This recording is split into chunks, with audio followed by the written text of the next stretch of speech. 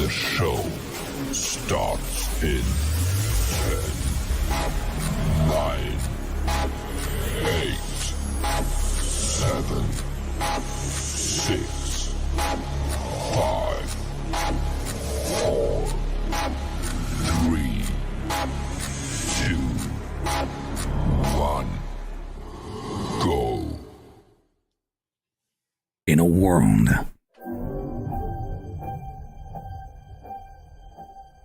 where Carolina Panthers fans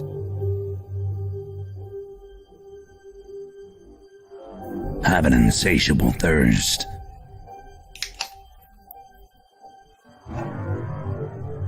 for Panthers news and opinions. Panther fans unite! My name's Tony Dunn. Cody Lashney, how you doing? TK's in the house. How you doing, my friend? The Stat Daddy. But I think Derek Brown, hey man, he deserves that dab on him pick. Dab on him, Phil Snow. Dab on him. All the same, yeah, 100%. We can just Mine is going to go to the fullback. I'm going to dump on the Richie guy. Dab on him, Shaq. I'm going to put the towel on Matt Rule. Y'all took all the good ones. Only one postgame roars ferociously. It's the C3 Panthers postgame show. Folks, it's a heartbreaker. My heart has been broken over and over. Man, 26-24, the Panthers fall in what should have been a loss and then shouldn't have been a loss and then became a loss. Really tough. Welcome into the C3 Panthers postgame show, also a.k.a. Panther Therapy Session. My name's Tony Dunn. The number is 252-228-5098. The Panthers defense just got ran all over by a bigger Chubb than Chuba. Chuba didn't even get a carry, I don't even think. But Nick Chubb had a hard on this whole game for the Carolina Panthers. 141 yards rushing, couldn't stop anything. Cody, I'm going to introduce you in 1 second, but I want you to remember this. I need a poll. Who lost this game? The Panthers defense, the referees, or Ben McAdoo? Welcome to a really tough opening post-game show, Cody Lashney. Yeah, Tony Dunn. Man, in the perfect Panthers fashion, just like the Cardiac Cats, we go almost 3 quarters lifeless. And then right at the very end, all of a sudden, out of nowhere, the Panthers give you hope. They let you think that they're sustaining a drive, that they figured something out, that this offense can do it, that Baker Mayfield can do it. To have a rookie kicker making his NFL debut rip it right away from you, and your hearts are broken. And that's why you're here at your yearly therapy sessions here at the C3 Panthers podcast. My name is Cody Lashney. Panthers football is back. There's nowhere I'd rather be than right here with my boys, with the best Panther fans on YouTube, talking about these Cardiac Cats. You already know them and love them. My man Adam Sanders, Drew, Anthony Price, Dexter Henderson, Doc, King Rook, Panther Gal 73, Panther Pickle, Sub-Zero, Supreme Leader, Tony Dunn. Ain't nothing to it but to do it, brother. Panthers football is back. Let's roll. The Panthers fall 26-24 in their home opener versus the Cleveland Browns, who have not won a opening week game since 1999, I think. The Carolina Panthers also, I was wrong. Chuba Hubbard did have 1 carry. But guess what? Christian McCaffrey was like non-existent in this game, not because Christian McCaffrey was balding and his helmet's way too tight. Oh, my God, it's way too tight. Every time he takes off his helmet, his forehead is red as all get out. Put a bandana on, homie. But the Panthers, man, went from a great game, a terrible game, to a interesting game. I got so many people to be mad at, but one of them that I'm not mad at is the man with the sexiest pipes in the world, CK. I know you were struggling to watch the game. I almost wish I wouldn't have sent you the bunk ass stream to watch, bro. Like, yeah. So first and foremost, I know we're not doing ice ups, but I'm gonna ice up CBS here locally in Southwest Virginia. Okay, they decided that it was more pertinent to play the Commanders game than the Panthers game. Right? Doesn't make any sense to me. You are in Redskin territory, bro. It is right in the area. Like, it's a gray line, and at least we had something to play. Like, they were playing the Jacksonville Jaguars. I mean, the real reality is that's like the nothing burger of games if I've ever seen a nothing burger game.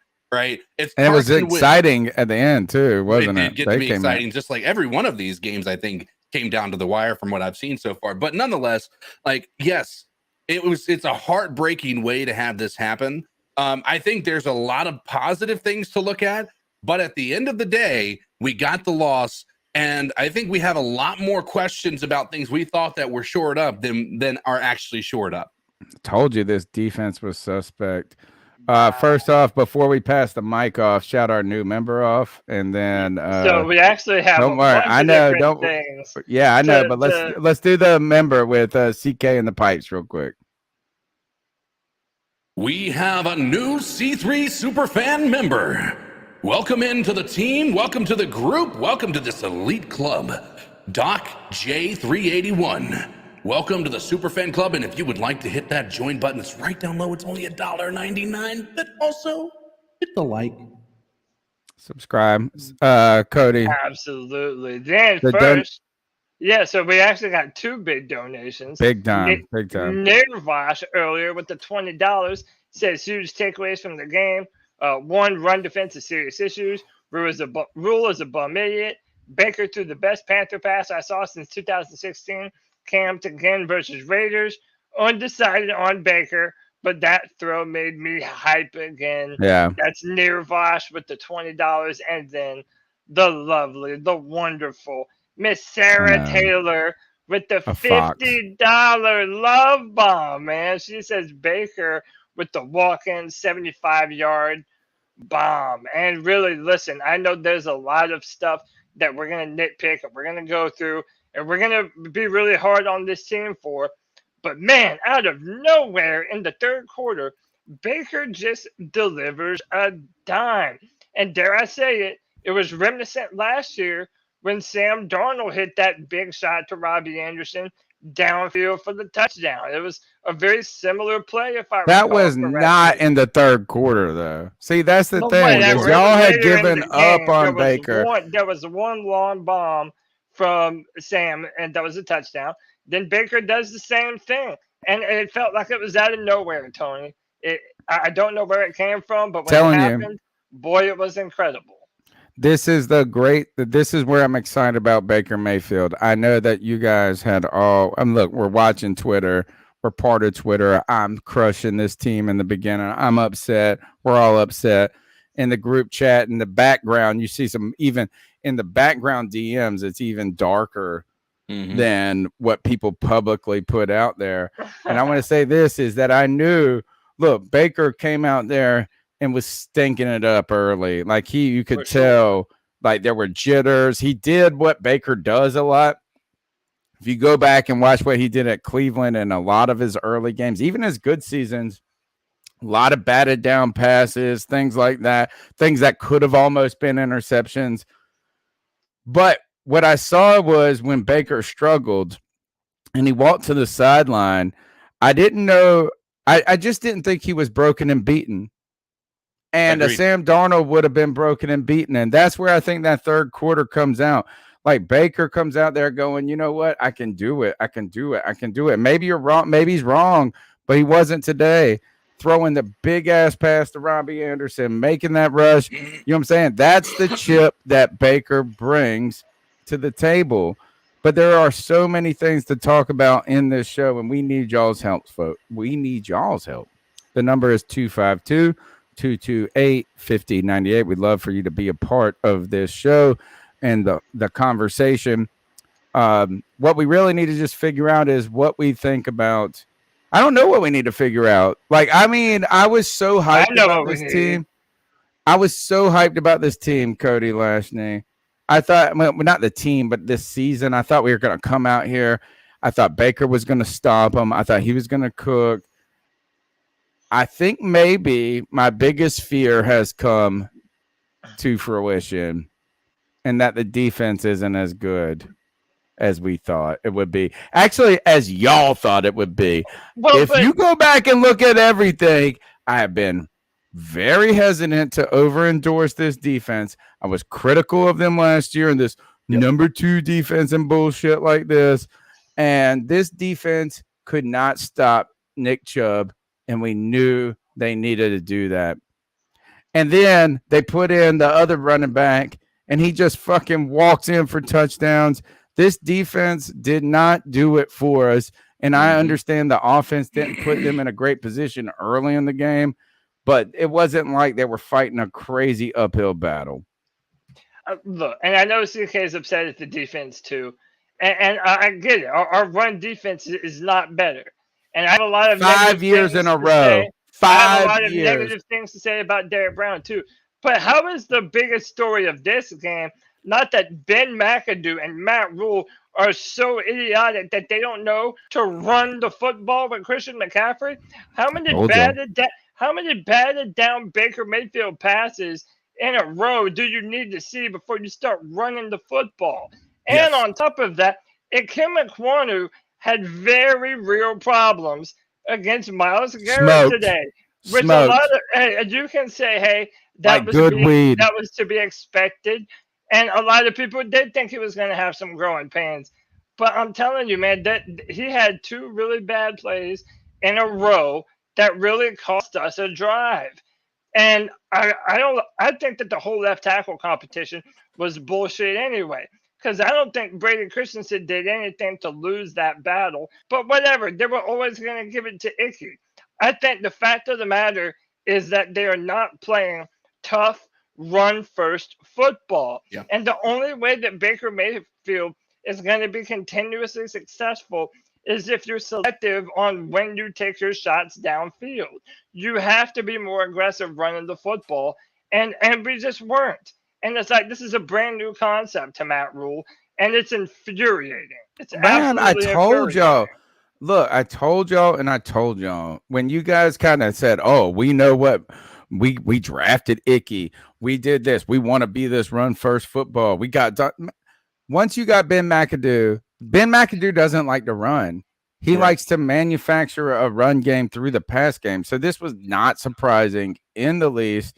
Hold on, before we move on, we had Roosevelt. Hope you started. Yeah, I got it.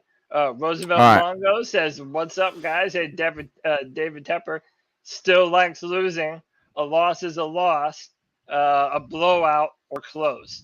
Ain't that the truth?" And got one from our man 89 J Stubbs. He says, "Stop the run or die." With the $4.99 love bomb. Appreciate you, J Stubbs. Yeah, the run defense, terrible. We'll get into that. To me, first and foremost, was the offense, because early on, the defense was okay. They weren't incredible. They at least did the job to keep us in the game early on. It was when they continuously kept being out on the field over and over again that it really started to go downhill for our defense. I think that with the defense is that first is like, how about this? Is CJ Henderson, I thought, played well in the beginning of the game. And then people are going to shit on him a lot for the pass interference call where he like mugged that dude. Yeah. And, you probably should do that no matter what. It just sucked because it was like on the 1, right? If that was on the 20, everybody would have said that's what you do right there. You just mugged that guy because he got torched. The other problem is that he could have maybe turned around at that moment. It wasn't that it was so like he was cooked, but the throw was late, or maybe, it just wasn't so on time. I thought CJ Henderson was pretty good in this game, but I tell you this is JC Horn was getting torched in this game. All y'all that tell me JC Horn JC Horn, which I'm not going to say is bad. I'm not saying bad, but man, tough outing for the baby boy coming out today. But I really want to put this on the defense, and I'm going to pass it to CK on this because, look, I understand the offense started slow. Yep. Man, look, Baker was struggling, and a lot of bumbled snaps by Baker, like 4. Most of those were on the F line. Maybe. But I would say I didn't feel like they were over his head. I think some of those are on Baker too. I think there was some nerve. Yeah, for sure. I'm not going to forgive Baker on some of this stuff. Right. Like he missed a lot early on, and this is where I think Baker is good. I think Baker can shake off the shroud of failure. Is that at halftime we're sitting there going, man, this fucking game. We're like this. We're like, it's done. You're toast. You know what I'm saying? And Baker, when you watch him walk to the sideline, he doesn't look like he's defeated. He looks like he's angry. And the only thing you're worried about is he going to spiral out of control in his own emotion. But he doesn't look beaten. This Panthers defense, though, just surrendered big play after big play in a moment where you just needed to not give up the big play. And I don't want to put this on the refs either. There was a makeup call. I think at the end, that was a makeup call, the roughing and the passer, with the most bullshit roughing the passer. Actually, it was I thought the Baker Mayfield, when Baker Mayfield got the roughing the passer, that in the end zone, that was bullshit. The only bigger one was that stupid ass one on Jacoby Brissett. This defense let us down. The defense let us down. But that was such a bullshit flag, though. Can we all admit that, right? It was fine. But you know what? We shouldn't have been even put in those positions, man. They shouldn't have been put in those positions. They gave up third. It would be like 3rd and 12, and they give up 13 on whatever pass or whatever. I'm telling you, this defense folded, and the offense won't great. But the defense stunk, bro. It stunk. Imagine if that was Deshaun Watson in there. We would have had no shot. And the thing is like I don't think our secondary is as good as we thought it was either. Right? I think that there's some growing pains. Don't get me wrong, but as of right now, the secondary deserves some flack as well. Like the defense as a whole, our linebacking core. Our defensive interior is just absolutely horrendous. That nobody knows how to tackle on this team. Here's my thing. One of the people donated prior to us going live. They said this better not be something I don't want to hear Baker negatively talked about on this. I think you can give Baker some blame. That was a horrendous interception that he threw. Assuming that it wasn't a miscommunication, which it doesn't matter. He saw Shai was down low. He overthrew it. But that was, again, into his defense on that interception, he had been getting his passes batted all day. So I'm assuming he probably put a little bit more on the top of it to try to get it over that offensive line because he didn't have any time to throw the ball. And so that second half, he was able to pull it together. I'm telling you, with if we're doing a pie chart of blame, Baker Mayfield's about 15% of that. All right. Coaching's about 50% of that. And that defense is about 35% of that. This falls entirely on coaching doing a horrendous game plan as far as not like in the first half. Christian McCaffrey ran the ball. Didn't touch the ball at all. Yeah. In the first half, touch the ball. I don't even know if he had a carry in the first quarter. Right. So Christian McCaffrey, it's a horrendous decision. Right. And I told you that this was McAdoo. Look, I like McAdoo. I think it's going to be okay. I don't think McAdoo's in over his head. I don't want us to go overboard. But the idea that you don't use McCaffrey is ridiculous too, isn't it? Right. Oh, absolutely. I mean, they wouldn't even run. Look, is that if you are worried about the pass rush, how do you slow this game down? How do you make them not blitz but just pin their ears back? Right. You rush the ball, and then there was even some crazy shit at some point where they rushed the ball, and it was like with Foreman, And you're like, wait a second. It was 2nd and 5. That's what it was. It was like, this might have been third quarter or something like this. It was 2nd and 5. And I just felt like we were just starting to realize, hey, McCaffrey is a good player. And it's 2nd and 5, and they take McCaffrey off the field and they rush Dante. Like, what the fuck? Like, at this time, just feed McCaffrey. And I know that you want to protect Matt. Fuck that. Like, we got to win. But how about this? Got to win. How about this? We don't even need to force feed him. If you want to run the ball, have a 1-2 combo with Christian McCaffrey and Deontay Foreman. Did we not see the Browns do that against us today? They were rushing Nick Chubb, they were rushing Kareem Hunt, and they were successful with both of them, like they have been the last 2 years. Now, why can't our idiot fucking head coach figure that out? Dude, it is beyond me, man. Fire Matt Rule. How Matt Rule has these things that are right in front of them, and right in front of his face, and he just cannot put 2 and 2 together. It's bullshit, man. And I feel like, and I feel like a bunch of other fans feel like this game did not have to go as bad as it did. We could have won this game if our game planning had been a little bit better. We wouldn't have to be at the mercy of a rookie kicker in his NFL debut. It's ridiculous, man. All right. You're listening to the C3 Panthers post-game show. It's the longest running Panthers podcast. We've been around since 2013, haven't missed a week, and the post-game show has become a therapy session for Panther fans, and we love you guys. All you got to do is smash the thumbs up button, be a part of the conversation, call in at 252-228-5098. But there are some people who feel the love in the house. We've got Dexter Henderson from across the pond with the pound bomb. He said, keep pounding is a pound bomb right there. He said, these therapy sessions will be the one good constant throughout the season. Hit the like button and show these men some support.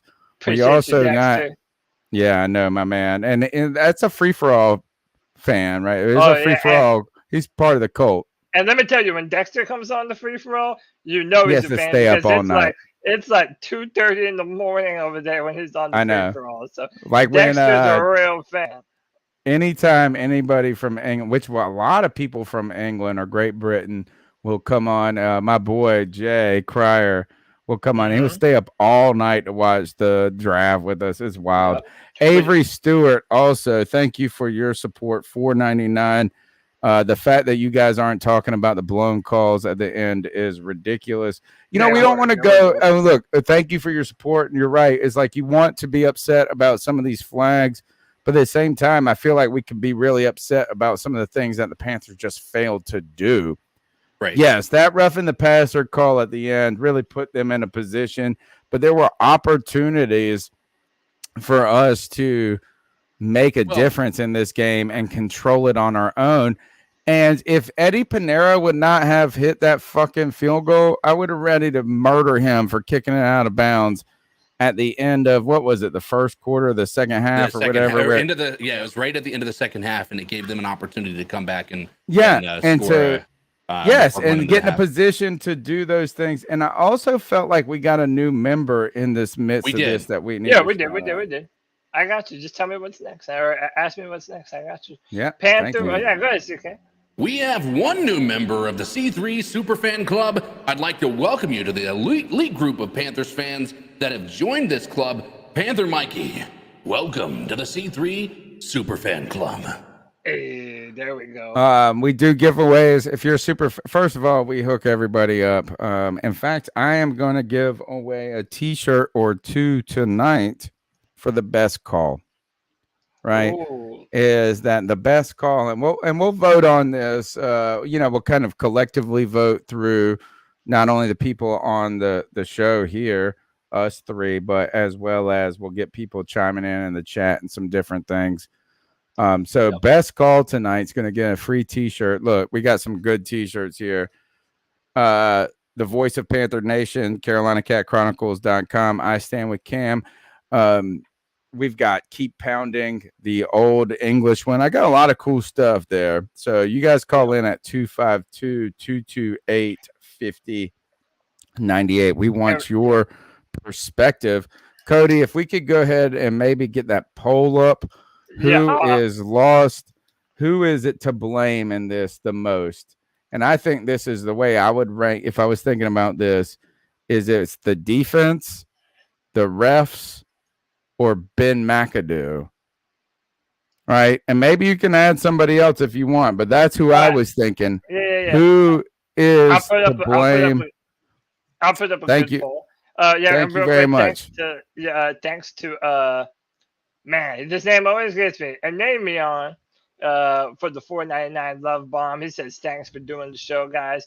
Hey man, this show is for the fans by the fans. And when you have a head coach like Matt Rule, you're gonna need some therapy. So Yes. while I pull up this while I start to throw together this poll, I want to ask you guys and get this conversation going. What is the problem with our defense? Because I seem to think that it's a problem with our defensive line.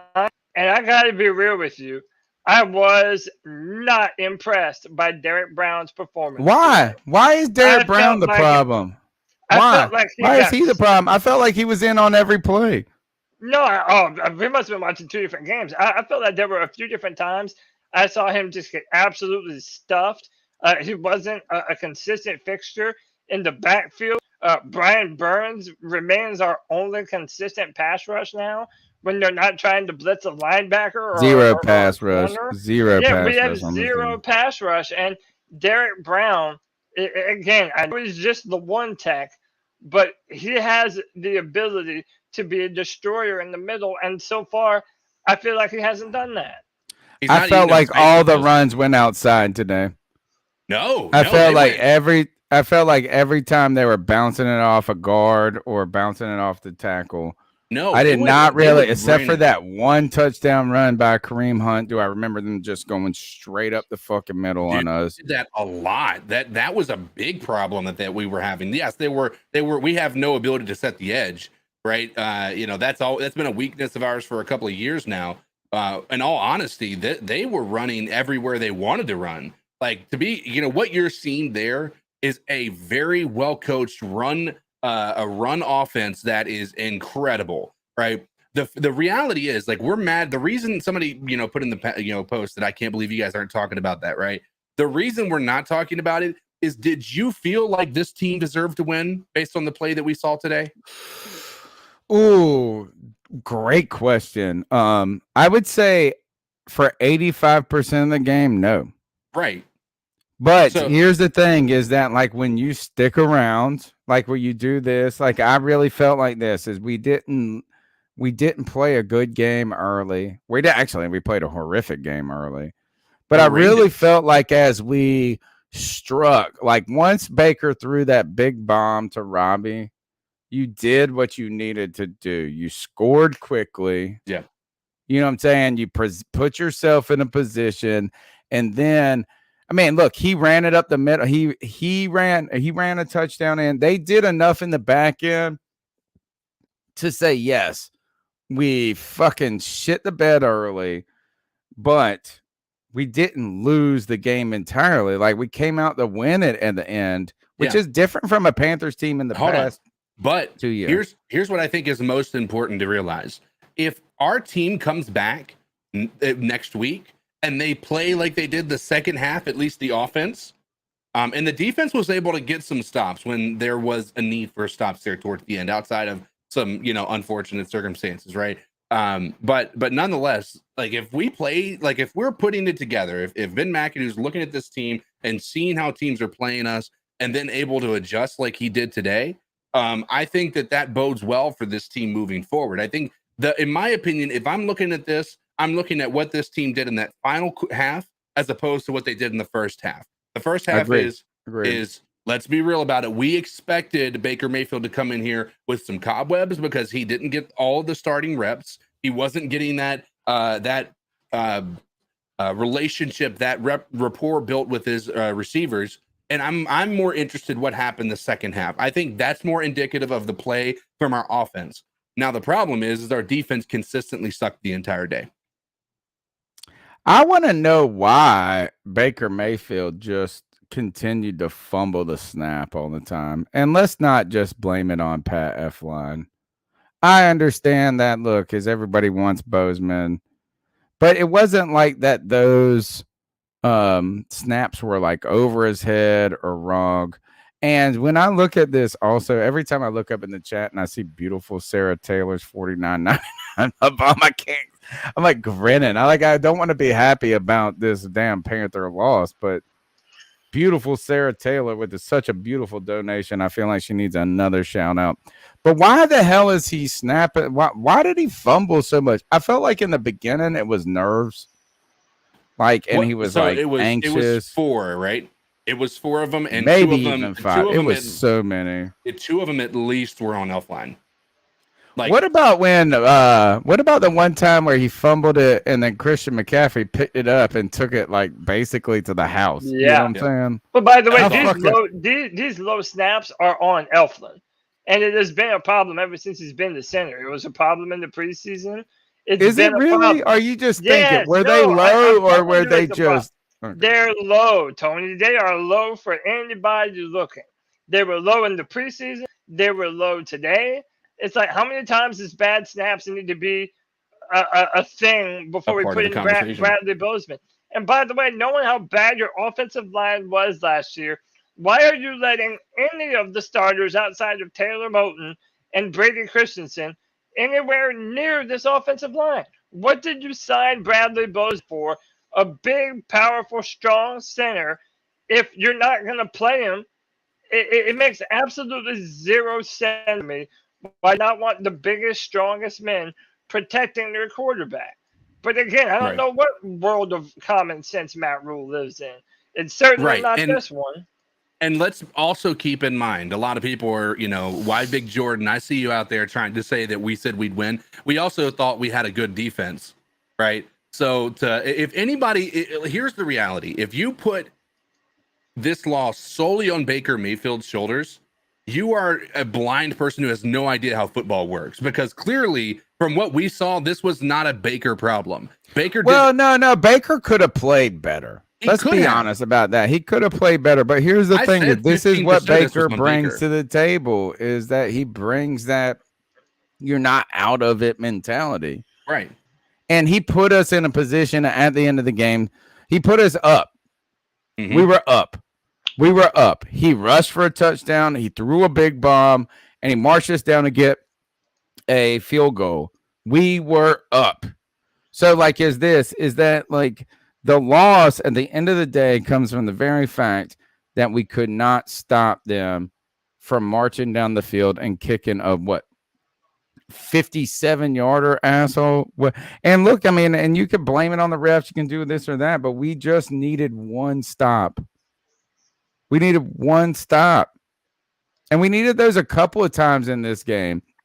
This defense surrendered a couple of big third downs over and over. That was just unfair.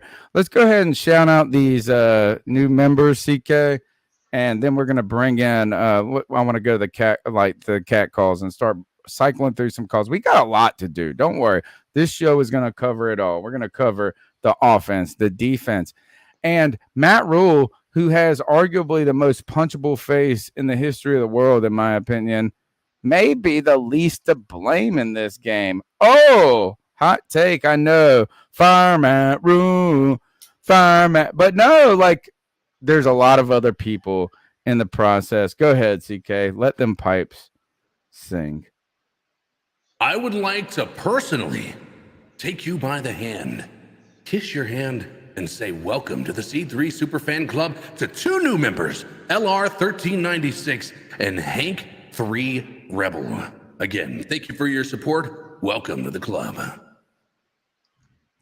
Thank you so much for your support. The C3 Panthers podcast live every Tuesday night for the last 10 years. We're in our 10th season, or 9 years, going into our 10th. The postgame show has become free therapy for all, and we appreciate your support. All you got to do is smash the thumbs up button, subscribe, be a part of the conversation. The number is 252-228-5098. Cody, can we go into these calls?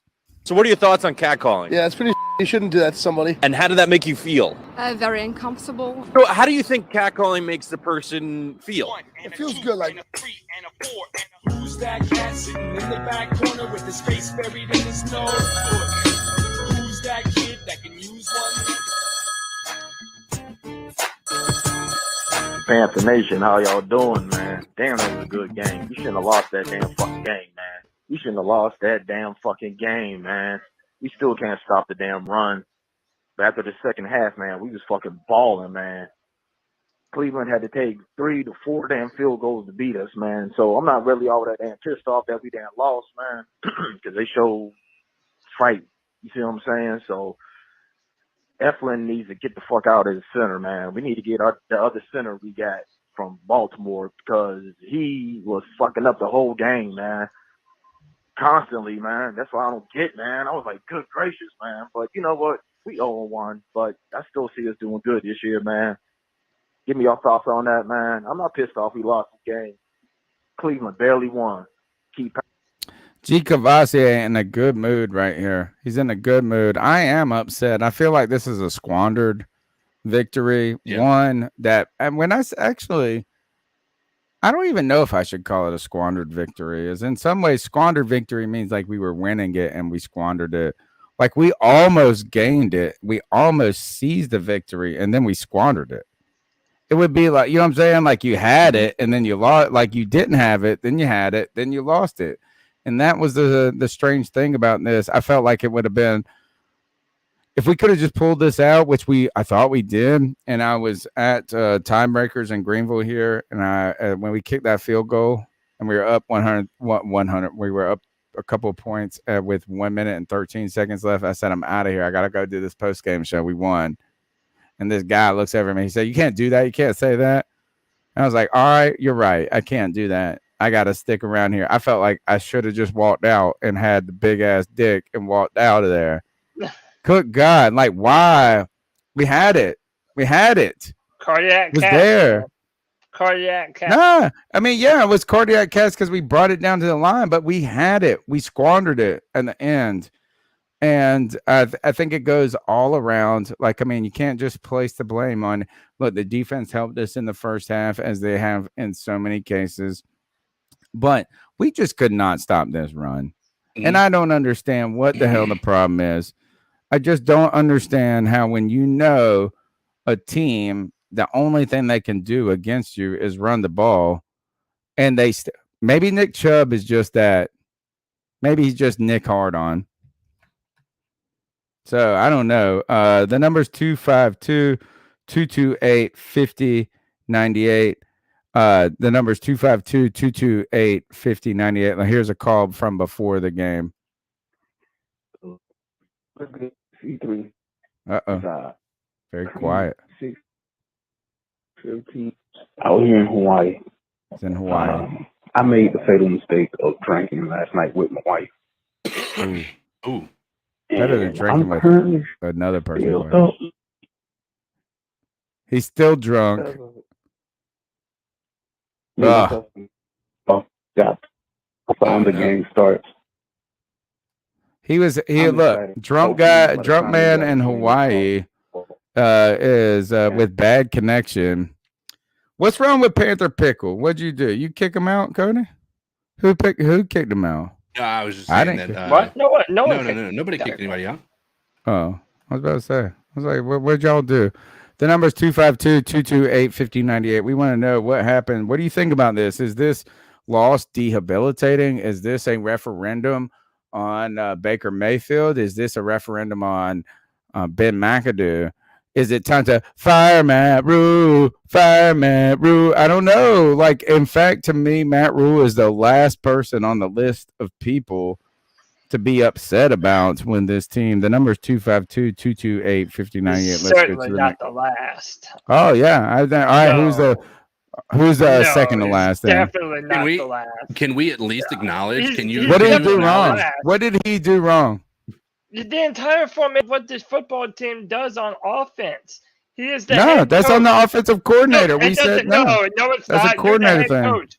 But if you're the head coach and you don't know that your offense needs to run the football with Baker Mayfield behind this offensive then you line, don't go and hire Ben McAdoo. Pass the football, That is the dumbest shit in the world, and it has Hold on. zero You knew evaluation. this was going to One year happen with later. Ben McAdoo, bro. This is what Two- Ben McAdoo's always done. Hold on. To Tony's point, right? When's the last time we saw our coaches actually adjust in the second half and make a better play calling decision, at least from the offensive side of things? I haven't seen that in years, and they did that this year. On the first game of the season, they made adjustments and they were able to actually do something in the second half. Was it ideal? Was it enough? No. But the reality is, like, as bad as people want to talk about how we played, we still somehow found our way back into it. Like, The idea, look, someone put right this is ND Heaton, right? Dude, he approves or denies the plays. That's only in the most extreme cases of 4th and 1s, things like this. The game is too fast with the play clock and this and that to have that many people on the mic. They are calling the plays. Look, the head coach, especially when they're not an offensive head coach who's holding a little playbook in their hand, is not the guy. He's not gonna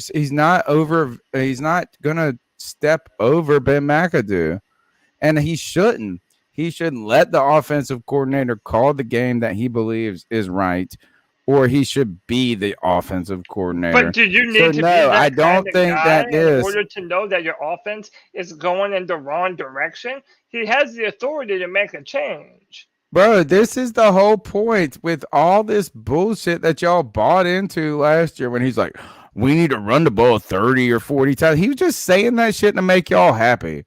That's all it was. He was just saying it to make you happy. When you went and hired Ben McAdoo, even in Ben McAdoo's introductory press conference, he says, you know how much I love to throw the ball. That's what he said. He said, you know how much I throw. He likes to throw the ball. In fact, if anything, if you're really upset with McAdoo, is why didn't he throw the ball to Christian McCaffrey more? That would have been the real thing, is not just rushing the ball. Why didn't we just get Christian McCaffrey involved in a different means and different way? No. If you want to be critical, I think the criticism on the play calling falls solely on Ben McAdoo, which I am not out on. I think he can be good. I think he will be good. I think this one definitely didn't work out well, but I don't think this is a Matt Rule thing other than just Matt Rule being a punchable face. I think it has a lot to do with Matt Rule. I hate looking at him. By the way, if what you're saying is true, that makes it even doubly that he should be fired. Because if he doesn't have the wherewithal to be able to make a slight change to put his offense in the best position to win their home opener, then he isn't worthy of the job that he has. Point blank. Let's go to the next call. Yeah, it was a tough loss. Refs got us. But I really think we should try to at least go for a touchdown on that last drive. Matt Rule playing it safe kind of fucked us in the end. We kind of looked bad for most of the game. I think we got a lot of work to do, and I think it's going to be a long year. Yeah, tough loss, guys. Thanks for everything you do. That we needed the touchdown to ice it. You know, that really would have been helpful. Not that you needed to be able to score. Look, I was not upset when we kicked the field goal. We went ahead. Like, I mean, really, if we would have pulled this out, there wouldn't have been no problem here. There would have been zero problem right now. We would have said, oh, Baker started out rusty. Oh, yes, the offensive line and Icky struggled at times. But you know what? We have a team that gritted it out and did it when they wanted to. But that's the problem. And I don't know. Who should you be more concerned with? Who should you truly be more concerned with? And maybe it's not a concern, but Aquano, I told you guys that it doesn't matter how high of a prospect you are at left tackle, you struggle in the NFL against the big boys. It should have been. Tell me, I think Rashawn Slater is the only person that hasn't. Yeah. I cannot think of one left tackle in the last 20 years who's been drafted, and I don't even care. Just pick them. Pick the left tackle and tell me who in their rookie year has been great other than Rashawn Slater. He has reset the thing. I don't know. I want to know Tristan Wirfs for Tampa was pretty good, but that was a right tackle. Still a tackle. Doesn't count. I mean, it does. He was protecting Tom Brady. He's a good tackle to start with. I'm saying left tackle is the toughest position to acclimate to the NFL, even when you're the top of the top of the top. But like, people know what I'm going to say. And I'm a broken record on this shit, and I don't mind telling you. They're not going to listen anyway, but I might as well just tell you. I've always thought that we should have started him at left guard. And it was never my feel that, like, that he couldn't play left tackle. But for these reasons alone, if you believe that we have a squad this year, you're going to run with a rookie left tackle against all the pass rushers that we're going to face this year. You're opening up with Myles Garrett. That's kind of a crush to your ego facing one of the best pass rushers in the NFL.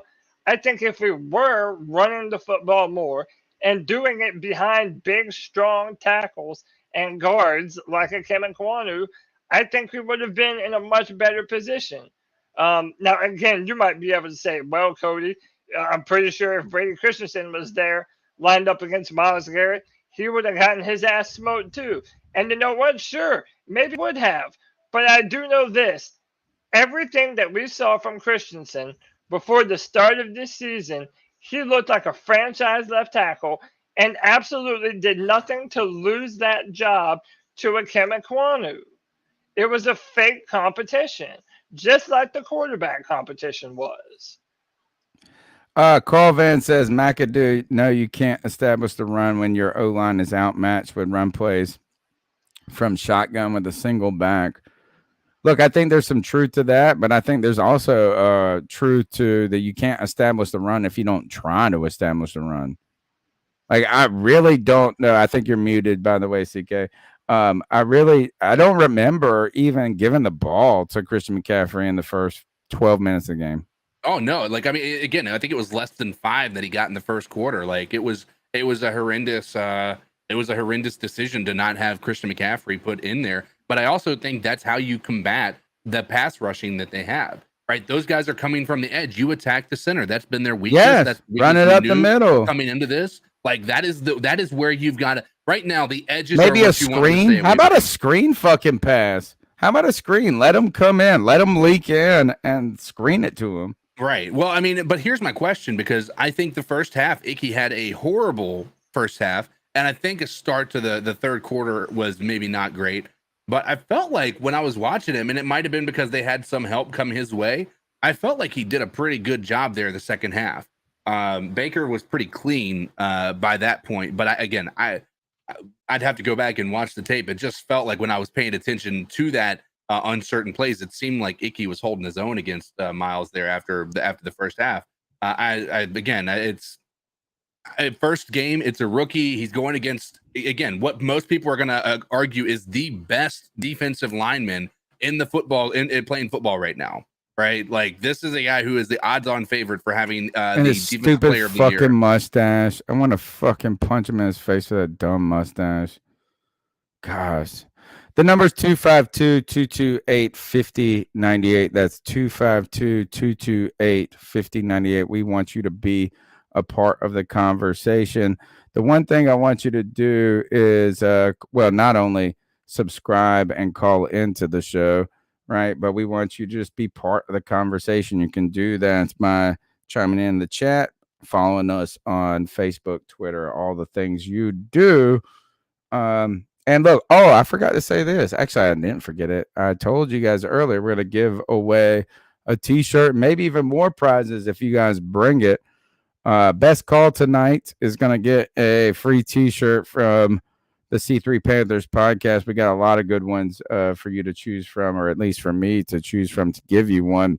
You got to call in, though, and bring your mojo, bring your stuff, bring your Baker second half mojo, bring your Christian McCaffrey juice at the end, whatever you think the juice is. Yeah. Good God, hell, I'll even give it to a damn Cleveland fan if you call in and give us a real good call. You know what I'm saying? Like, show up, folks, here.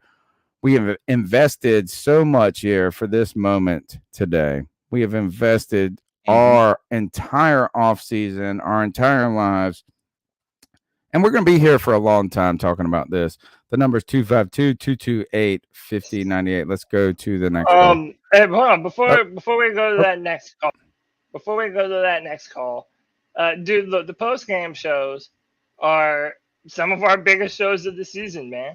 Not only do we get a bunch of longtime people, but we also get a bunch of new people. But let me tell you what, if you're a member of our chat room at any point in time, anywhere, anywhen, you are what we would like to call a freak.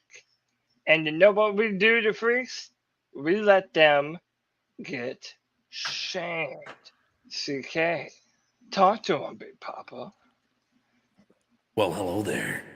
Welcome into the C3 Panthers post-game show. You've showed up to either talk shit about Baker Mayfield and cheer on the Browns win, or you're here to enjoy your therapy session, to talk about the Carolina Panthers disappointing in very disappointing fashion, as it were. But you've come in here, you've watched for about an hour, you've said, you know what? I haven't hit that like button yet because I want to be shamed. Well, I'm here to do that for you. If you haven't hit that like button, if you haven't hit that subscribe button, I have one thing to say to all you freaks. Subscriber shame.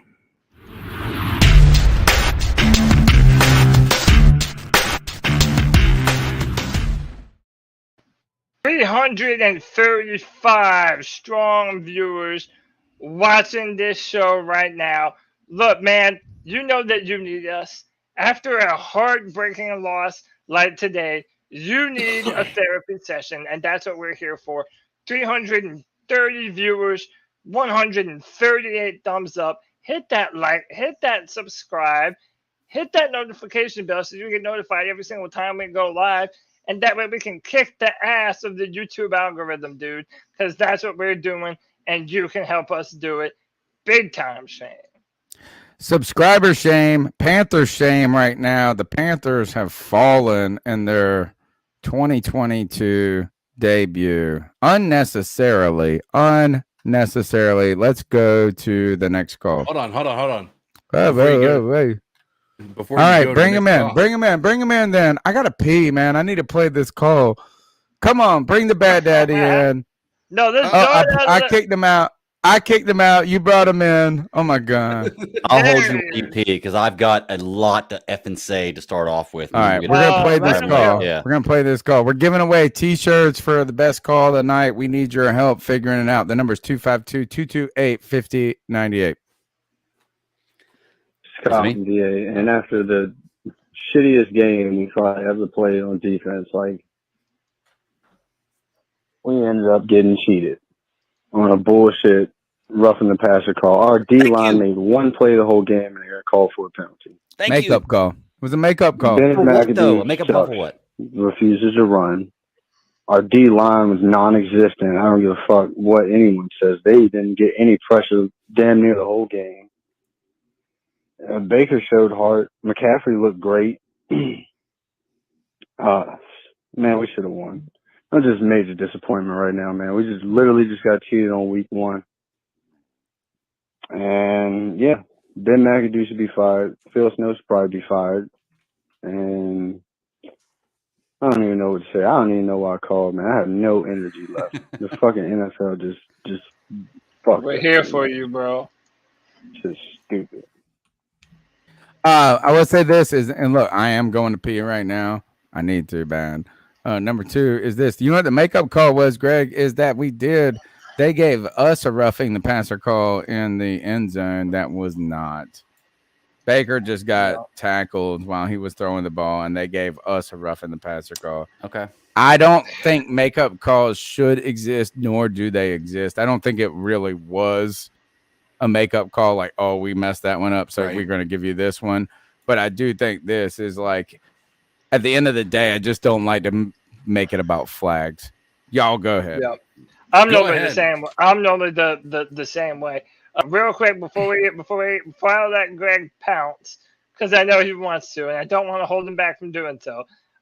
We got donations from Charles T. with the £5. Says Baker had 5 batted passes, interception, 5 fumbled snaps. That's not on OL. If you get bigger OL, Baker can't see over them. Look, man, there are negatives to being a shorter than average quarterback. I think you saw that with a lot of those batted passes today. But thanks to Charles. We got another $10 from Roosevelt Mongo. Same old story. Start at home, give Cleveland confidence, let them stay in the game. The team can't find a way to pull all 3 phases of a football game together. Insanity. I agree with you, Roosevelt Mongo. And then last but not least, Avery Stewart with the 199 says, chugging a Miller Lite for Panther Nation. Chug another one after that, Avery. Why not, man? Greg, without further ado, man, why don't you do it up? Man, I just got back from the from my viewing spot, and I was able to watch the Colts game, the Commanders game, and the Panthers game all together at once, which is great because I was with those 3 fans and we're watching them all and everything. And those 3 games all ended very similarly, and like we're very, very, the same. I think it was 20-22 on almost every game and a 20-20 tie in the other one. Anyway. So I've been debating with Ruth online about this last call for the roughing the passer. I don't give a shit what anybody says. That was a bullshit call. That was a call for a narrative for the NFL. The NFL is a TV show, and they have narratives to push. Now, I don't know their narratives. None of us do going in, but I'd be willing to bet one of them is trying to redeem Deshaun Watson for not suspending him the whole season based on the bullshit stuff that he did. And giving the Cleveland Browns an easy win at the beginning of the season is a good way to do that. Once again, conspiracy theory, tinfoil hat, that's all a thing. But I do believe the NFL has a narrative. That last call was bullshit. And I went back and forth with Ruth in this line, and they made very good points about everything. And I get it. And what we finally came down to was, well, if a player touches a quarterback's helmet while they're standing, it is roughing the passer. That's bullshit. Okay. That is bullshit because I can guarantee you on the 4 sacks that Baker Mayfield took today, I can go back and I can find his helmet being touched during those 4 sacks, and they didn't call roughing the passer. So that is a bullshit call. That call specifically cost us this game, and I will die on that hill. Now, the other thing that I will die on today is CJ Henderson is garbage. I've been calling it since day one. Since we got him, I did not like this guy. I did not want him. There's a reason that Jacksonville gave up on him and gave him to us for nothing. He is garbage. That particular bad defensive call and his play cost us this game. That was a Pee-wee level Pop Warner blown coverage that he gave, and then a terrible, terrible attempt to save himself. Look, guy, he's in the end zone. If he catches the ball, you don't have to tackle him. It's over. Your main goal should be to stop him from catching the ball. He chose to just sling the guy around and tackle him. That is a Pop Warner Pee-wee NFL play. CJ Henderson, I have never been on your side with this, and I'm sorry I hate being like this with a player, but I wish you were not on our team. James Bradbury had an amazing pick 6 today. Bring him back. Please bring him back. I do not want CJ Henderson. I've said since day one, go check the tape. He is garbage, and today he proved it. Oh man, I don't know about that one. I would agree with that. Let me just shout out one. Let me just shout out to. I'll go right to you. Shout out to M Chief with the $3. Appreciate you, M Chief. And then our boy 10 Tizzy says, hit that fucking like button, people. Share and sub. CK, talk to him. Yes. So first, that if we want to live and die on one play, I can tell you a tremendous amount of one plays that Dante Jackson has had, that even today that JC Horn has had, and even some of the best. I mean, I can sit there and talk about Jalen Ramsey and how he got destroyed by Cooper Kupp on primetime television Thursday night. Mm-hmm. I'm not ready to crown him as a bust. I think that if you look at the entirety of the game, the secondary wasn't a major problem. Jacoby Brissett wasn't accurate with his throwing. Jacoby Brissett is going to be, when the Browns face a team that's able to stop the run, they're fucked. They are fucked. Just based on what I saw from Jacoby Brissett is not the guy who's going to win you these games, and that's not what you guys are hoping he is. But for the next 10 games, you face anybody else that's going to be able to stop the run, you are not going to win. I'm sorry to say it. Jacoby Brissett was overthrowing people, underthrowing people, just completely off the mark. So at the same time, I think you've got to give the secondary some credit as well. It's not like we were getting lit up there. The part that was tough is that we were getting destroyed in the trenches. We could have been lit up, bro. J.C. Horn in that first quarter, they could have had a lot on J.C. Horn, bro. I'll give you that. Yeah, they could have. Yeah, so look, JC. there were a few of our players, and to me, I still think it's a tale of two halves. I think our defense wasn't as bad as we're making it out to be early, and then it's like a flood hit, and everything started to go bad for us, and it all started when we couldn't stop the run. You notice early on, they didn't have a lot of success passing the football at all, and for the most part, whenever Jacoby Brissett would roll out of the pocket, he would look downfield, and he wouldn't see much. So I want to say stop. Y'all making all these excuses, bro. Not making excuses. The second excuse. half No, this is excuse after excuse. And C.J. Henderson No, started falling off a cliff because the offense couldn't do a damn thing during the entire fucking game. No. Look, you cannot keep pinning that the failures of the offense are only failures on the defense. Look, first of all, the offense didn't just so shit the bed where the defense was exhausted this time.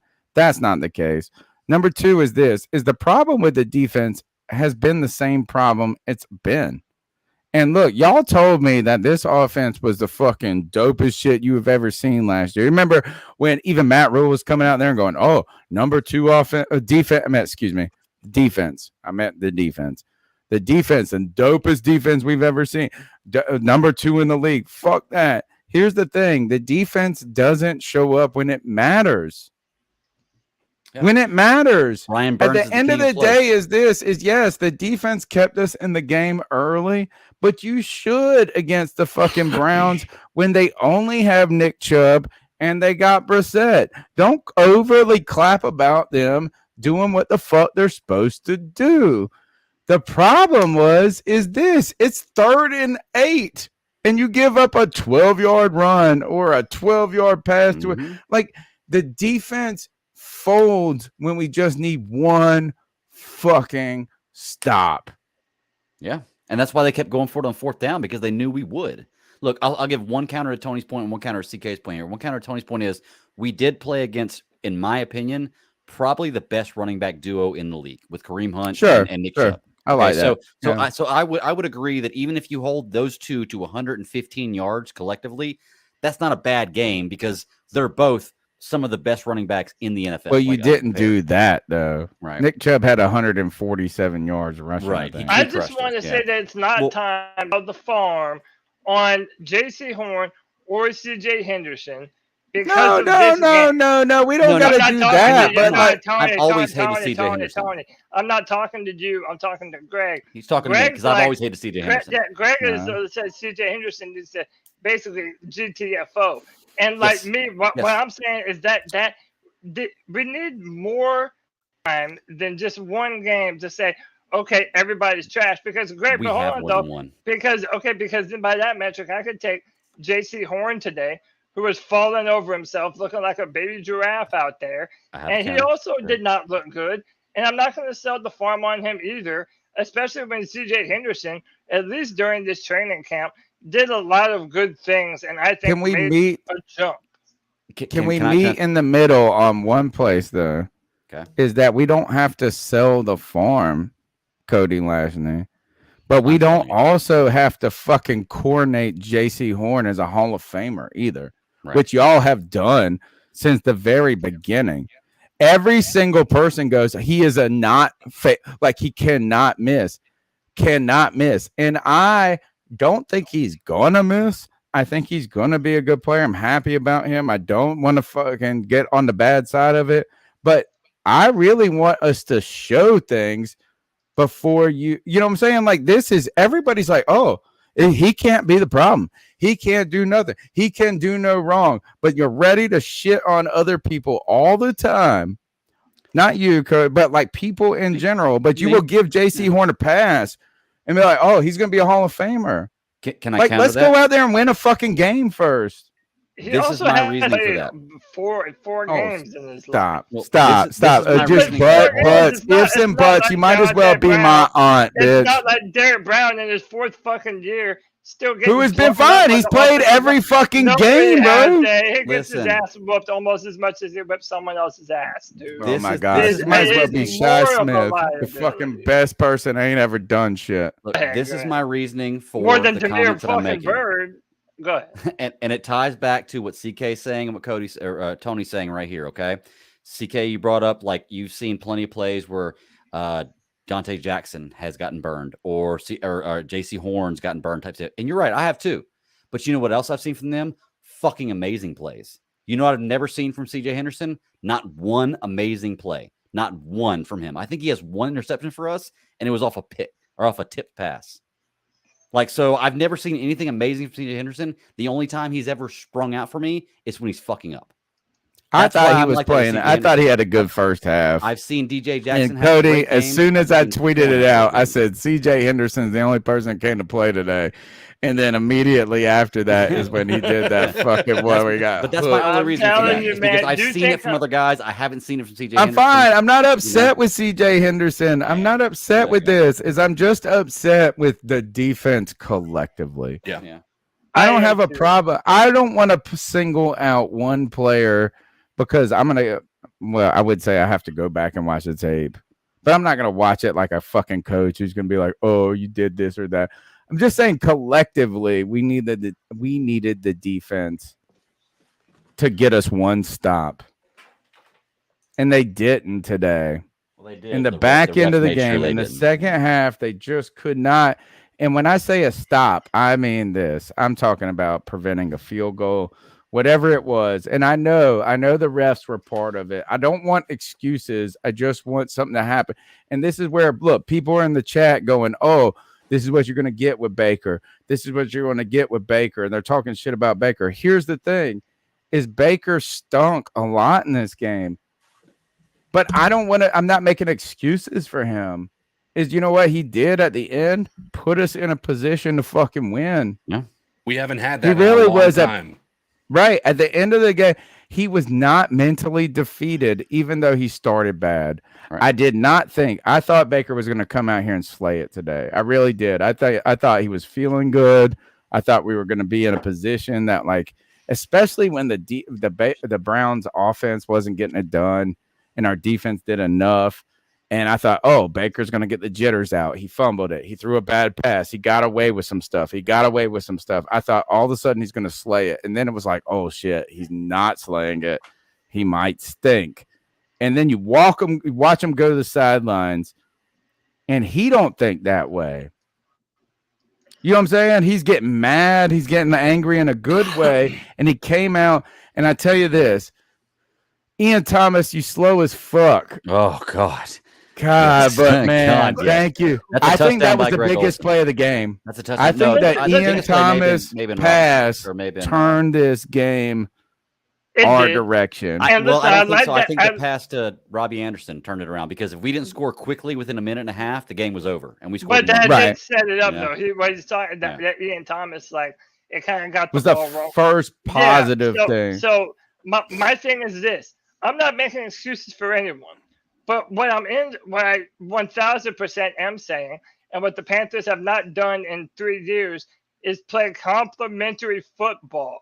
Get your defense on the field. The Panthers offense never plays a full foot game, 4 quarters worth of coherent offense. We never do it. That first half was absolutely inept. Trash. The defense started out well, and then they started to play like trash. I'm not making excuses for the They defense, weren't even but well. you're also The not only gonna fact tell that me the those only two reason things that they were are well, not Cody, is that the correlated. Browns weren't good, bro. Agreed. Nick Chubb was popping off 8 yards a carry from the very beginning. So let's not act like the defense was just great in the beginning. It was a lot the Browns being It wasn't bad. the biggest problem, though. It was our bullshit offense that couldn't run for a first down to save their life. That was passing the football with a quarterback that's prone to throw interceptions. And did you It notice is that we were what- and by passing the way, he did throw an interception. Yeah. So well, did you notice too? We're passing the whole time, and every time we put the ball in Christian McCaffrey's hands to run, he's gaining 4 or 5 yards a carry. Dude, if we had that in the game plan early on, I don't think this is like anywhere close to being a Browns win. I agree. Yeah, we held back Christian McCaffrey for his health sake. I guess I have no idea why. Dude, I think it's because of the game. The fact that first half showed me one thing. They were trying so hard to keep Christian McCaffrey out of the game plan. It's ridiculous. It makes no sense to me why this was the outcome for the first half. Like, why did you come out with that being the goal? It felt like their entire thing was, we're going to prove to the world that we can win without Christian McCaffrey.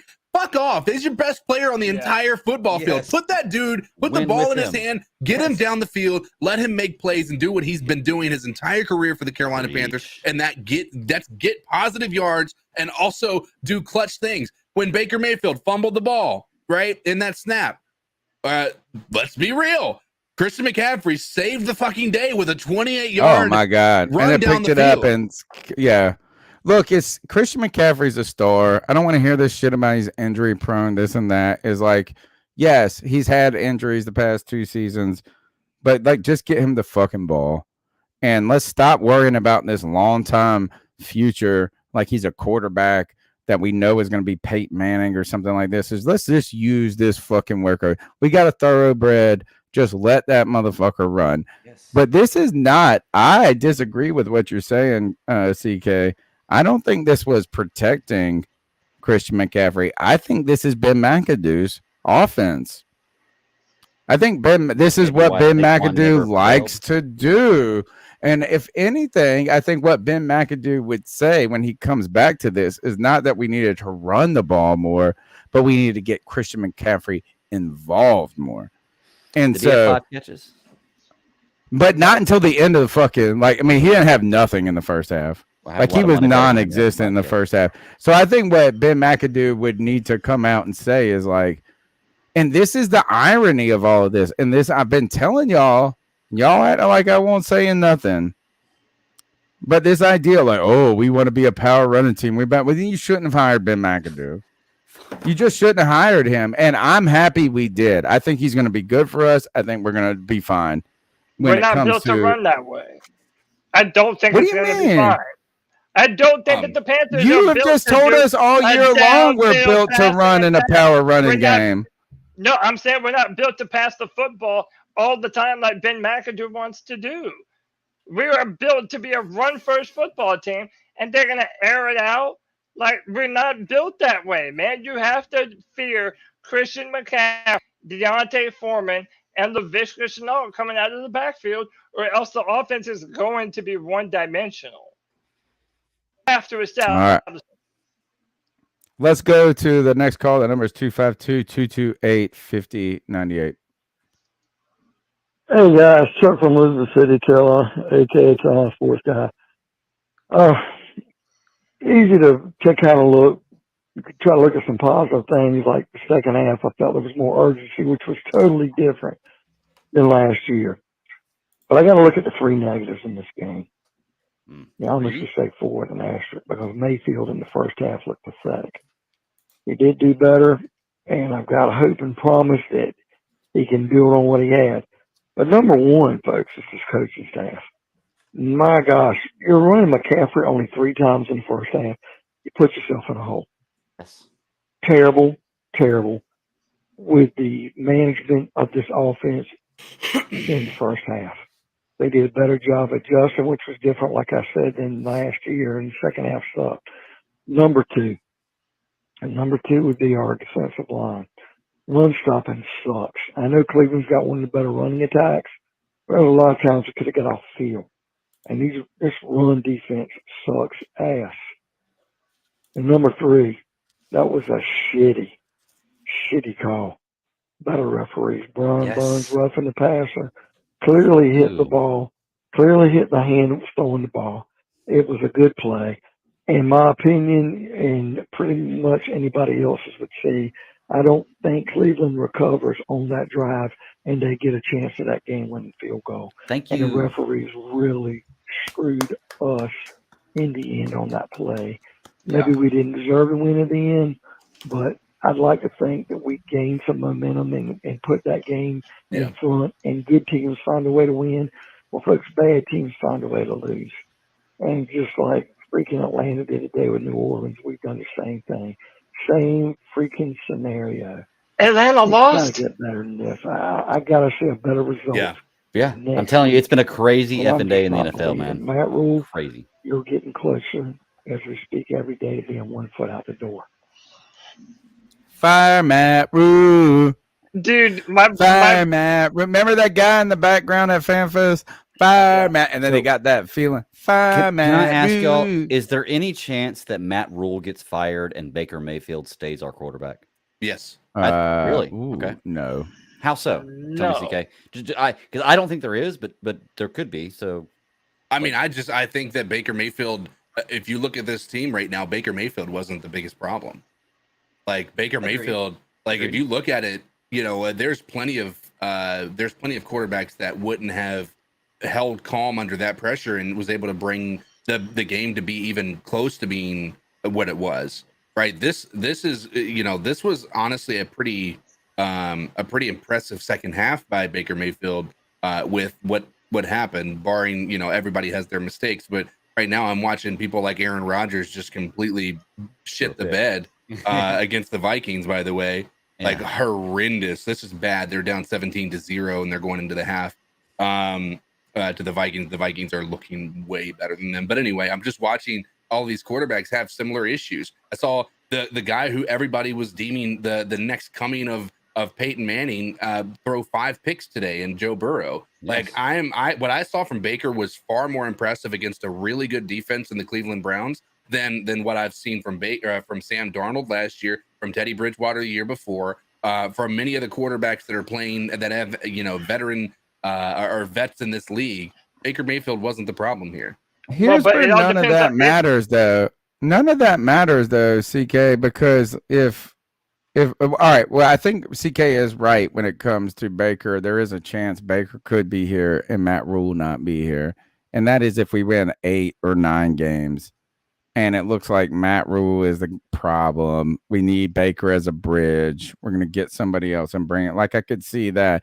But if we're in the bottom dregs of things, it's just clean house time. You know what I'm saying? It's just like, let's go. You know, if you're at a 4 or 5 win team, I don't think you saw anything from Baker today, obviously, that said, you know what, is like, oh, we're ready to roll. I mean, it's one game. It's one game. And I'm not ready to, right? I'm not really ready to fire Matt Rule, even though, like, it's years. No, like, look, I really believe that Matt Rule is on the bottom of the totem pole or the pecking order of blame today. The only, his just face. It's just his fucking punchable face. That's the problem. It's not like we really made a lot of, and if you want to put McAdoo's play calling on Matt Rule, then we're just going to disagree. I have to bring this up, though, because when Ron Rivera was our coach and we had missed tackling and penalties as problems, this was blamed on Ron Rivera for being the problem. Was today missed tackling, though, or was it just like not even tackling? The DJ Henderson play was terrible. CJ, was terrible coaching. If we're blaming the way they play on as far as tackling and covering goes, the way we did with Ron Rivera, then yes, this is 100% Matt Rule's fault. You are the leader of this team. When they win, you take responsibility for their win. When you lose, you take responsibility for the loss. Period. Like we cannot blame Ron Rivera for the same things that we're not blaming Matt Rule for. I'm just saying. Are you ready to? You know, are we ready to say this is Baker Mayfield is better than Joe Burrow? Joe Burrow threw a bunch of picks today, and he I'm lost. not ready to say that, but the reason I didn't draft Joe Burrow in my fantasy league. I'm saying it right now, bro. Went to the Super Joe Burrow Bowl sucked today, bro. Week 1. And you know what? You know what? A backup quarterback for Philly won the Super Bowl. Sometimes things roll well, and it happens. Broke clock is right twice a day. It does not mean that you're the best in the league. It does not mean that you were. It was that you were the full reason it happened. 5 Who would you rather have right now, Joe Burrow or Baker Mayfield? Joe Burrow. Baker, baby. I'd rather have Baker, to be honest with you. Joe Burrow all day, yeah. Joe Burrow. But here's look, I'm just saying this is let's not over freak out about week 1 and 1 performance. Yeah. All right. let's think about this. Is that and this is why I don't think Matt Rule is at the top. Look, I'm not a Matt Rule fan. I'm on the fire Matt Rule. Don't worry. Like I'm not on the Matt Rule train, but like let's not over freak out in week one. Number one. Number two is like let's bounce around some of these scores real quick in the NFL. Minnesota is up 17-0 in against Green Bay. Baker Mayfield better than Aaron Rodgers. Baker Mayfield better than Joe Burrow today, who lost to the Pittsburgh Steelers by more points than we did. So we lost by less points. And he came back from a huge somehow deficit, they were so still in that game after throwing 5 interceptions. I know. That's wild. It's wild. What about this is like Greg was saying, wild day in the NFL. New Orleans comes back and wins against Atlanta, which kind of righted the world. Yeah, Chicago. My brother called me during the Saints game, and he's like, "Oh, is your game going as bad as ours?" Oh, he was ready to jump, man. Like he was feeling bad. So the fact that they came back, dude, never depend on the Falcons. That like one of the Falcons during our picks. That's why I never pick the Falcons, dude. You cannot fucking depend on them, even when they're up. It's good for them. What about Chicago stomping San Francisco 19-10? And really, here's some other wild scores right here for me. Or wild games is Philadelphia was handing, like they were all over Detroit. Yep. Detroit comes back, and maybe I need to go back and look at it a little closer. I'm just looking at the scores right now. I was watching some of these games earlier. My attention was focused on the Panthers game, but I felt like Philly was really in control of this game. The final score is 38-35. Another one that's wild, Indy was down like 20-3 or something. They come back and tie the game. We got our first tie of the season, 2020. And I thought another one that was too is that Jacksonville comes back and throws a punch and shot at the Commanders, and the Commanders come back and win it in the end. If the Panthers could have just pulled this out, we would have been part of this late game narrative. No. Can I say right now, pushing this narrative that the NFL is a TV show? Okay. I'm watching this Packers game. The Vikings kicker just got a roughing the kicker call, right? Running into the kicker, right? He kicks the ball and basically puts his foot through the defender's throat.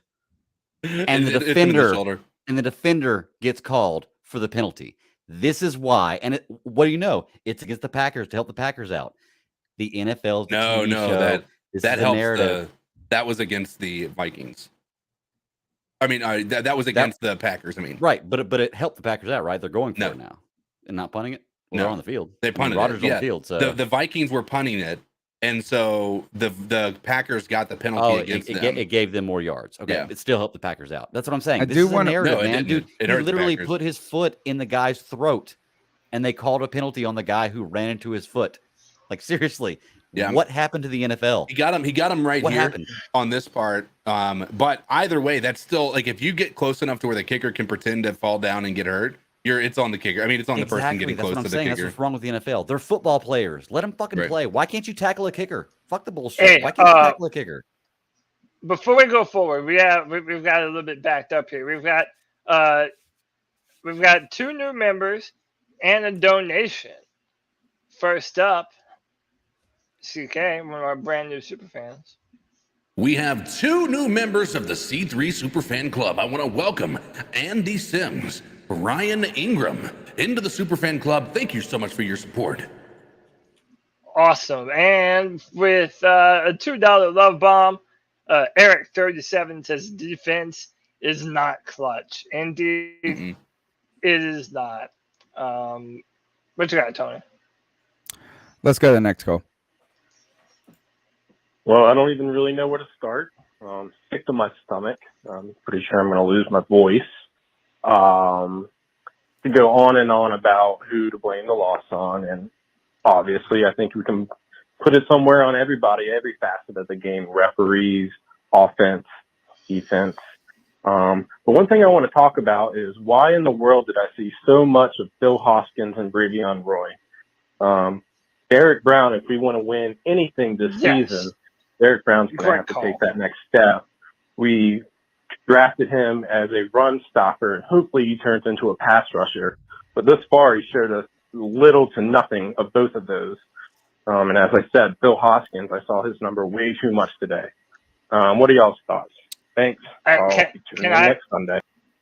Can I go first on this? So one, that's my early vote for favorite call. That's my early vote right there because I noticed that All right. too. Who was And- it? What was the number? I don't know. You have to look that up. All right. I got it. If you noticed at the end of the game when the Browns are on some of the most important downs when the game matters the most, you know who isn't on the field? Derek Brown. And this continues to be an issue with him. Not only do they rotate him out to the point where I feel like he's not on the field at some of the biggest moments in the game, but I'm telling you, man, he has not impressed me. And I was excited about what he did after the preseason game against the Patriots. But I'm telling you, man, I saw him get flat out pancaked one time today. I saw him get pushed down. He's not as consistent in blocking the run. I'm sorry. He's just and I feel like this is disappointing. And especially considering our history with Vernon Butler, like we need our first round defensive tackles to pan out and do something. And it's like he's supposed to be a centerpiece of our defense. And I feel like he has just been underwhelming throughout last year and the start of this season now. So I'm definitely disappointed with Brown. I disagree with all of this. I'm sorry, as I don't feel like the runs were going up the middle. I feel like these are second effort runs where Nick Chubb is like making a cut and this and that. I just don't like. We're gonna have to really go back, and I want the chat who's on top of the internet always wins. I like your vote for this call. I wrote the number down, so it's the first number we've written down for the best call. Which we need the chat to tell us what the best calls are, what you guys think are the best calls. So I will right now. This is the winning call. I just disagree with the take at this point, but it's just initial reactions for me. And what I mean by that is when I disagree, I'm disagreeing with you because I think you guys are having an initial reaction. I need to go back and look. Are these real moments where they're taking him off in key spots and we're not working? I just don't remember going, oh, look at poor Derek Brown. I felt like it was always a second effort, just a collective failure from this defensive line. So interesting. Why is it that the Panthers cannot stop the run? That's a great question. Is it all on Derek Brown? Are there more pieces to the puzzle? The number is 252-228-5098. We're giving away a t-shirt for the best call today. Maybe more if you guys bring it like you guys have been. Smash the thumbs up button. Be a part of the club. Let's go to the next call. Hey, man, you know who it is. I ain't got no intro. I haven't called in for a minute, and there's a reason why, man. Tony, bro, I'm about to cancel your FG. I'm about to cancel every single motherfucker that supports the fucking game we just watched, bro. Hey, man, and shout out to my nigga C-Dog, bro. You know who this is, G, baby dog. Hey, man, ain't nothing but motherfucking love for you, my nigga. Look at this. They together now. But y'all a bunch of fucking fools, man. And the biggest ringleader of the fools is fucking Tony, bro. I can't believe you fucking support this shit, bro. What did we do today, bro? Did you watch the same game I watched, bro? What the fuck is there to be excited? Like, what are we excited for, bro? On a lot. Because if fucking Cleveland didn't have if they had a QB, this game is a blowout, man. So what the fuck are we excited for? A couple blown missed defensive plays on Cleveland's part? Like, what are we excited for? Icky, get your ass to fucking guard, bro, because you were not on the fucking tackle, bro. Tell them, G. You can't fucking pass block worth of fucking shit, bro. But you guys are excited because Baker can get the ball to fucking Robbie Anderson on a blown play? What the fuck did we do the first three quarters, bro? Good throw. Because honestly, we should have lost by 30. On the move. We still can't stop the fucking run. Our defense is kicking shit. Y'all fucking made J.C. Horn a fucking out to be this god, and he's fucking getting fucking blown away by fucking Amari Cooper every fucking play. The motherfuckers had a QB. We'd be losing by 30. So what the fuck are we excited about? We took a loss. That's 0-1. Y'all better hope we win these next couple of games, man. Some of y'all are a bunch of bitches, bruh. Shout out to fucking C-Dog, bruh. Now we only limited to one console. This is all I got, bruh. G, baby, man.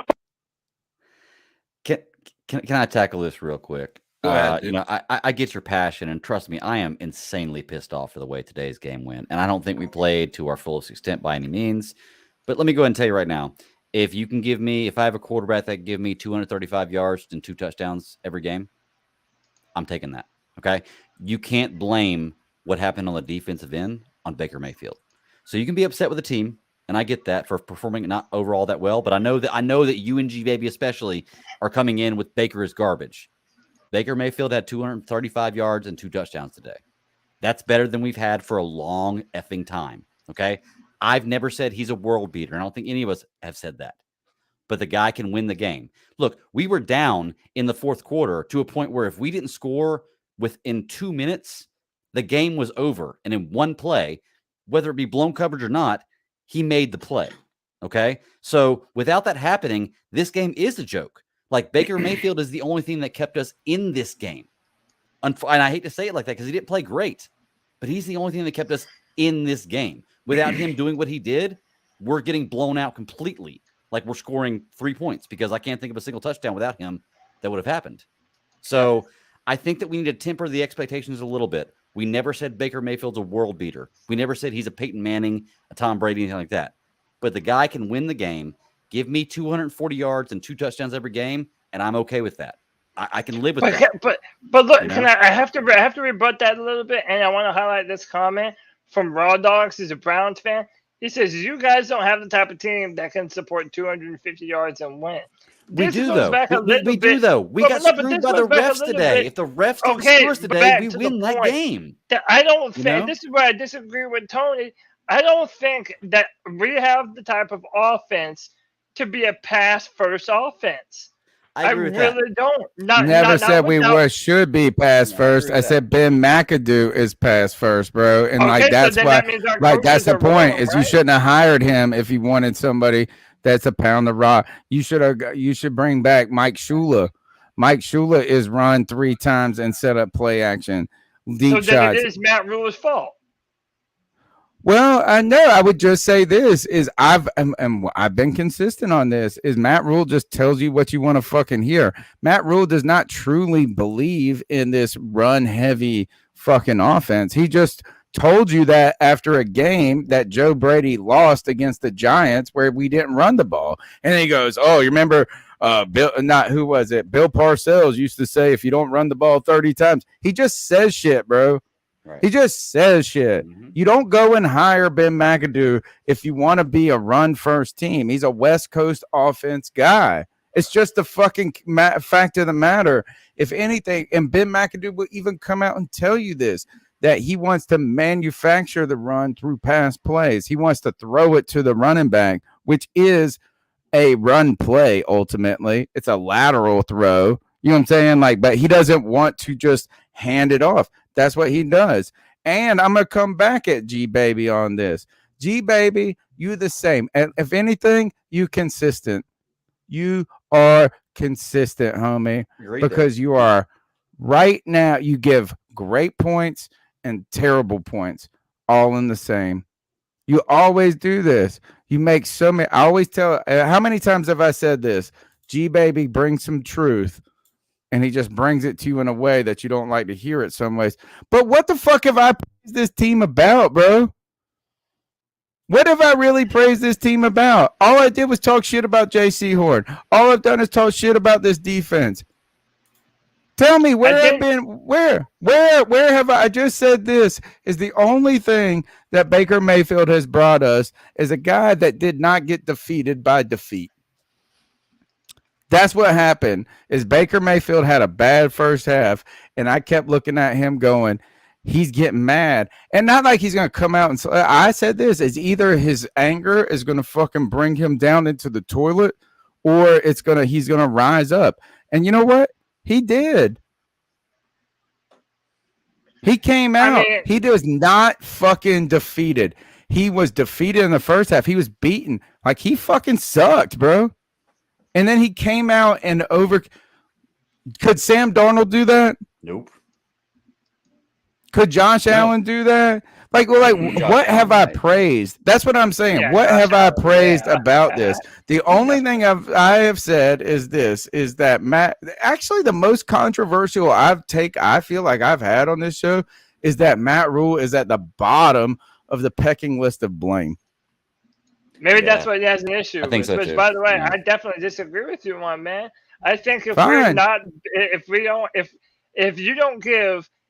offense is playing in a way that doesn't fit what we're built to do, and you're the head coach and you continuously still go with that, to me, that's on the head coach.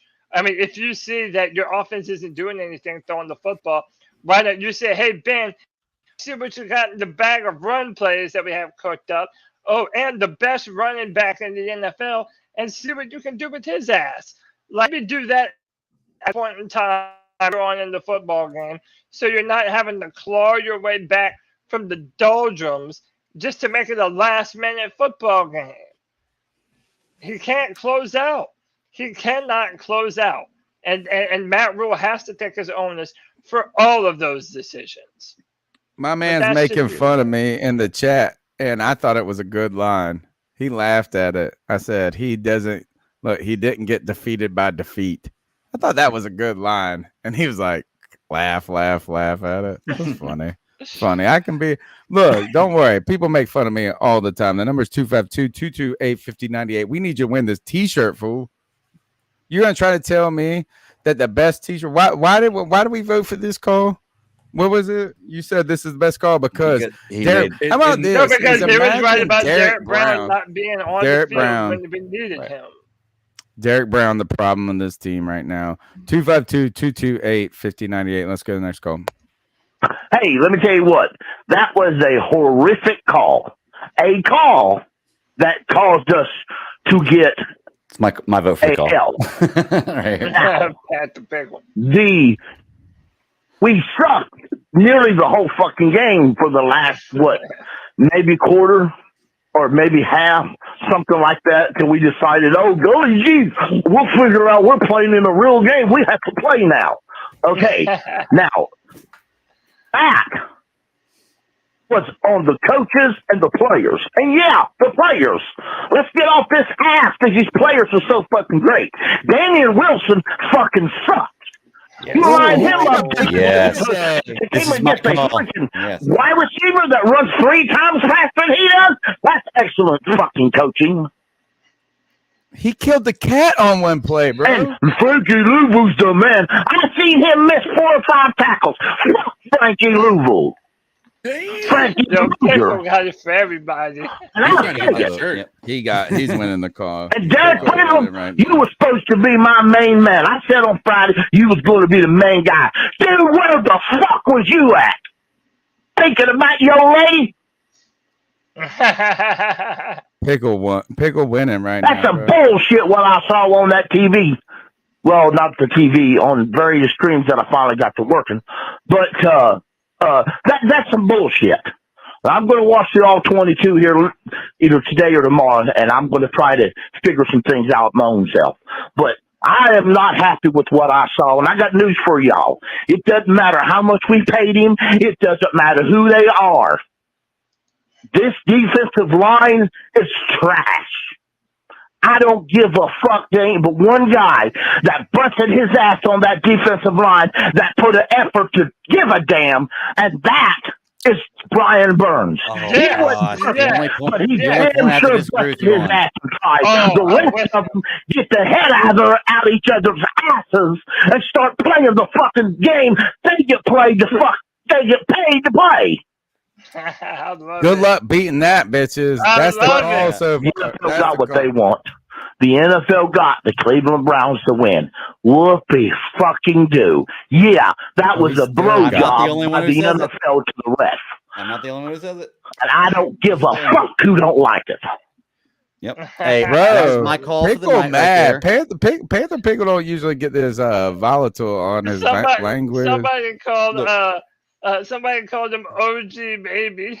he was like me at the bar. Seriously, like whenever the Panthers game that's gonna make him so mad. Hey, how about that? OG, yeah, there it is. OG, when the baby. Panthers game ended, I was going to the bathroom and I walked by a table and I was like, "Man, this is fucking bullshit." And I was mad because I said it really loud. I felt so bad about that. I had to apologize to the table that I was walking by. That's how the Panthers put me right here, is to have to apologize to tables for my language because of what you put me through. But no, I agree with everything he says there, except the Brian Burns stuff. And we'll talk about that because Brian Burns, I love you, dude, but you are the king of almost got it. The king of almost got there. And it's so frustrating. So effing frustrating. You have the quarterback wrapped around the ankle and you don't get the tackle. But first of all, if you do more than that, if you do more than that, you draw a penalty. He was literally the only one getting pressure for us on our defense. And I'm not saying that, but if you're only almost getting there, then what the hell do I want, man? You're always almost getting there. But no one else is doing anything. I'll give you that. And Brian Burns is the only. He was the best of the worst of us. I'll give you that. He's the best of the worst of us. Yeah. He's the only one consistently getting to the quarterback. Let's you know who consistently got after the cat calls line? That was Panther Pickle, bro. That call, I don't know what part I liked the most. I felt like it got better and better and better. The number's 252-228-5098. Let's go to the next call. Yeah, Pickle's in the one spot. Oh, last man's phone. Gotta get a new phone. Just like Cody said, man. It's always like this. We gotta get him a new phone. Had 8 fucking carries in the first half. He didn't touch the ball at all. They didn't give Icky no type of help or Miles Garrett. The defense, it's only week 1. I think the defense will get better. When you're going up against, Kareem Hunt and Nick Chubb and that offensive line, they were going to run the ball. So I'm not even worried about the defense. The defense will get better. But overall, I thought it was a good game. It was tough the first half, but I thought it was a good game. The rest fucked it up at the end because I don't know if that was a rep in the pass or not. Dude talking on that 03. It's true. Defensive end, the defensive tackle, they're going in for the sack and they putting their hands up. Bro, can y'all hear a word this man is saying? I'm making out every other word. I'm sorry. I mean, like, I love him. He's a good fan of the show. Yeah, that was locked. No, he's like our dude. Like, he's our fan, but like, it's always a little. It's a real Keith Sarah. Look at this guy. Someone say it sounded like he was calling on an 03. All right. Here's a call that this call right here doesn't win. Refs blew it. That's all I have to say. Yeah, it sums it up pretty well. It sums it up. I don't like to do that. I don't like to put it on the laundry. That really did help them on that field goal drive. You know what I'm saying? Like, it was, we got a call. We got a couple calls that we shouldn't have. They got one call when it really mattered. Here's the thing with bad calls by the refs is they compound as the game gets later into the game. You know what I'm saying? Like, if you have a bad PI call in the beginning, there's like room for your team to make up and overcome that. But a bad call with 8 seconds left, or, I don't know, it wasn't 8 seconds, but like at the last drive, the compounding of it is problematic. And so a bad call in the first quarter, it's kind of like a bad offense, like Ben McAdoo calling bad plays on the first drive versus him calling bad plays on the last drive. They're not equal. They're 4 plays, but they're not equal 4 plays in their value. And so that was the problem with this laundry out there. And on top of that, it wasn't even close to being like, even the one on Baker was not a roughing the passer. They shouldn't have called it on the Browns. They shouldn't have called it on us. And I got a problem with that chop block one where the guy tried to tackle the other guy and the guy got in his way. He was actually trying to tackle the guy and somebody stepped in front of him. Fuck all that, man. They got to stop throwing the flags unnecessarily, and they need to be more willing to pick them up when they make a mistake. Look, the NFL said before this season they were going to emphasize pass interference this year. There is no coincidence that through 3 games this year, when we had 4 last year in preseason, there are already like 75% more pass interference calls. Okay.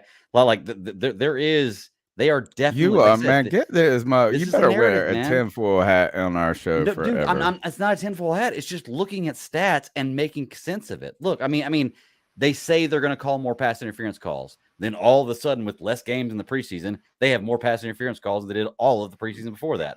That's not tinfoil hat. That's just looking at common sense and stats. You know, I think that play with Woods, that play and the call with Brian Burns were the 2 absolute worst calls of the game, and they cost us 6 points. Both of those plays together cost us 6 points. Yeah. So while I don't think that necessarily if it happens later, it's worse, I think it's situational. The one play with Rhodes or with Woods was not a penalty. You can't block as the defensive player, so a chop block by a defensive player is incorrect just grammatically because you don't block as a defensive player. Yeah, what does that even mean? Yeah, exactly. What does that even mean? Pushed into somebody's legs. Like, watch the replay. Well, he was actually, I felt like he wasn't getting pushed. Legs. He was trying to tackle the guy behind him. He was trying to go through, and he actually did. He even tackled the fucking dude behind him still. Right, and that cost us 3 points, as well as the last call, the bad call that cost us 3 points. I'm telling y'all, it's very coincidental that the really bad ones end up being in plays that save drives and score points, is all I'm saying. I hear you, but the only problem I have with that, Greg, is that, okay, yes, it definitely fucked us. I'm not that it didn't, because it did. And it did give them points. And especially at a bad moment like that. But the whole reason why I'm agreeing with Tony on this is that I don't want to put it all on the laundry, is because it's so dismissive of all of the stupid decisions that the Carolina Panthers and this inept coaching staff make throughout the entirety of the first and second quarter. And then for us to pretend like, well, it was just, that play is what lost us the game. Certainly in that scenario.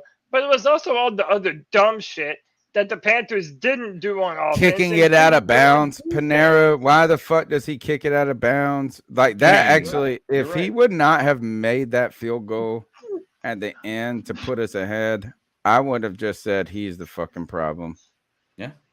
Because kicking it out of bounds, when did it happen, CK? End of the second quarter or something like that, and then they came down and scored 3 points on. Yeah, that was the drive of the Woods penalty. I don't want to keep calling it. Yeah, it's just bullshit that you like. Right, it's always one thing, one step forward, 2 steps back. It felt like in that game. The number's 252-228-5098. Let's go to the next call. Hey, Tony, Cody, CK. Hey, it's great to see you guys back in action. Thank you for doing such a terrific podcast. Guys, I think that this was a good test for the Panthers. I think that the Cleveland Browns, I think that they are a very good team without a quarterback now. They had a backup, a QB, but this offensive line is top 5. It's offensive line, and you saw it today how they physically dominated. Their wide receivers, were catching balls. I didn't see any drop balls or missing routes on their wide receivers. I didn't see any missed tackles on their defense. Players are in position, had a good game plan. They executed well. And I think that the Cleveland Browns is a very good team. And it took, a rookie kicker to nail a 58-yard field goal. So the Panthers, that could have won this game here. So let me ask you, do you think that Cleveland Browns are as good as possible? Are the Cleveland Browns a playoff, especially to get is Watson back, the QB, and they get him back, and this Cleveland Browns team is very good. So perhaps we ought to feel some optimism about the Panthers. So what say you, gentlemen? We only have 16 more weeks to go. Bye-bye. Greg, I was not throwing the bird at you. I was throwing the bird at that comment that this guy, T.Y., whoever, look, he's clearly a Browns fan. And look, I like Nick Chubb. Bro. Like, I like him. I love my wife's family is all Georgia alumni. This dude's the real deal. Yeah, he's the real fucking deal. But the idea that CMC would get no playing time in Cleveland is like the most ridiculous fucking thing. He would still be the best running back. Right. He would still be the best running back. And the only reason he wouldn't be is maybe you could argue that just Chubb is just a better traditional running back. You know what I'm saying? Like, you hand the ball off and get the shit done. But like, let's not even put Kareem Hunt in that situation. Look, shut the fuck up. I think if CMC gets as many touches as Chubb did today, he has a better game. To be truly honest, of course he did. He didn't get no touches. He has a better game. It's the fact that he didn't get as many touches, and the fact that Chubb has Kareem Hunt, who is another number one running back, starting running back on any team that he plays for in the NFL, to back him up and give him rest shows.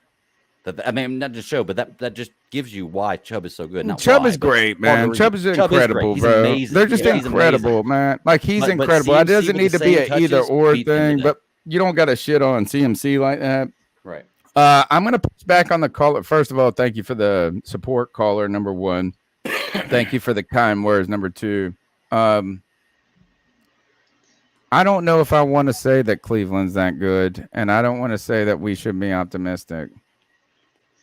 Like, I think he has points.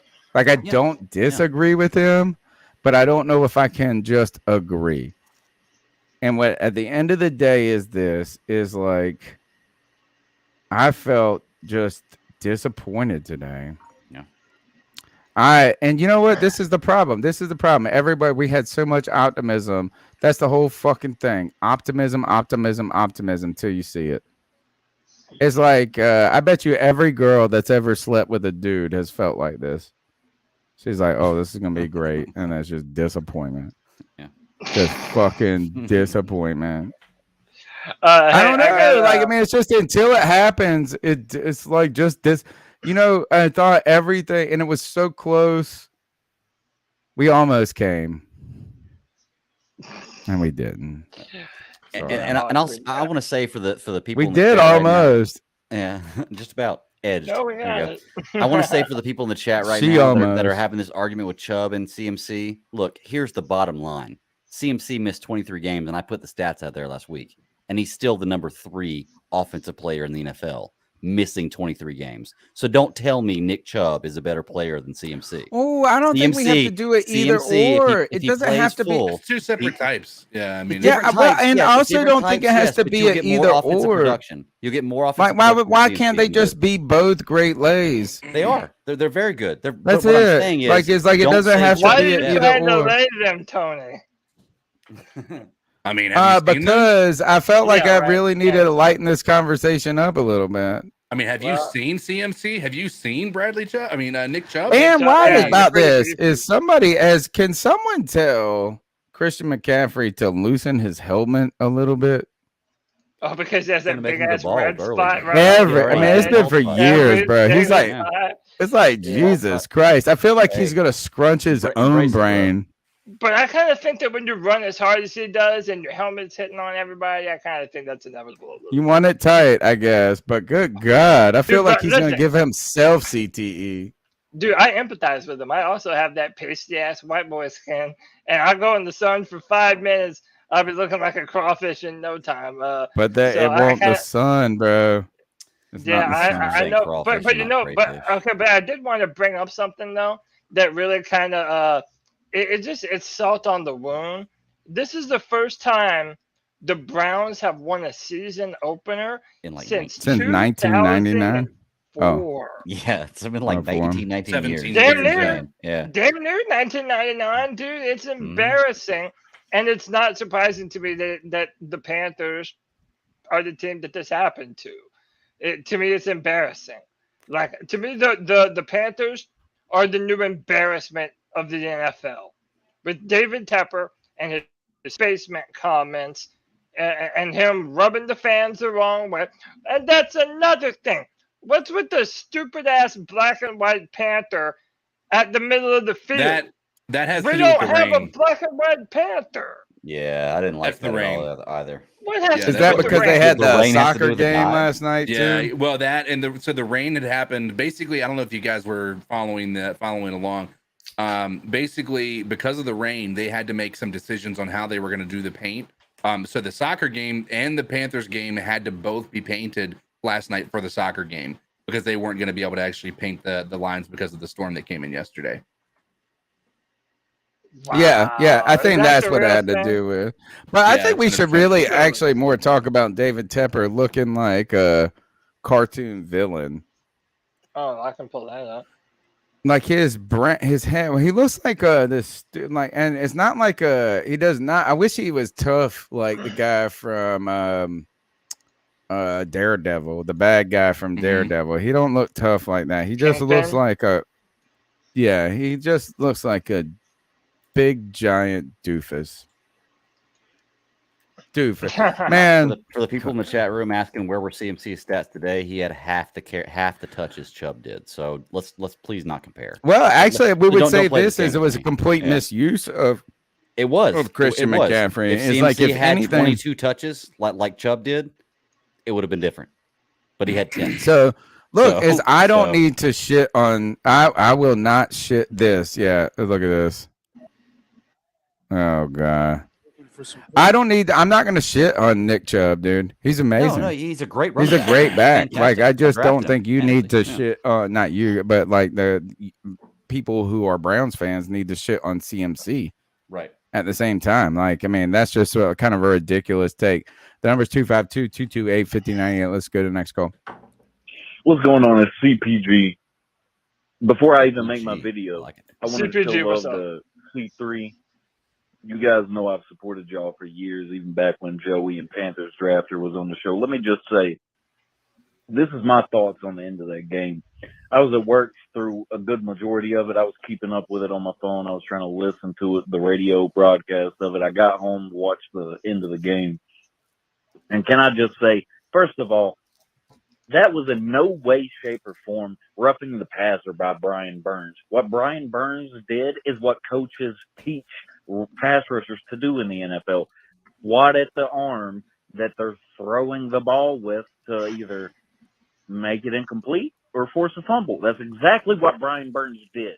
He should not have been punished for that. And don't get me started on the fact that that was intentional grounding.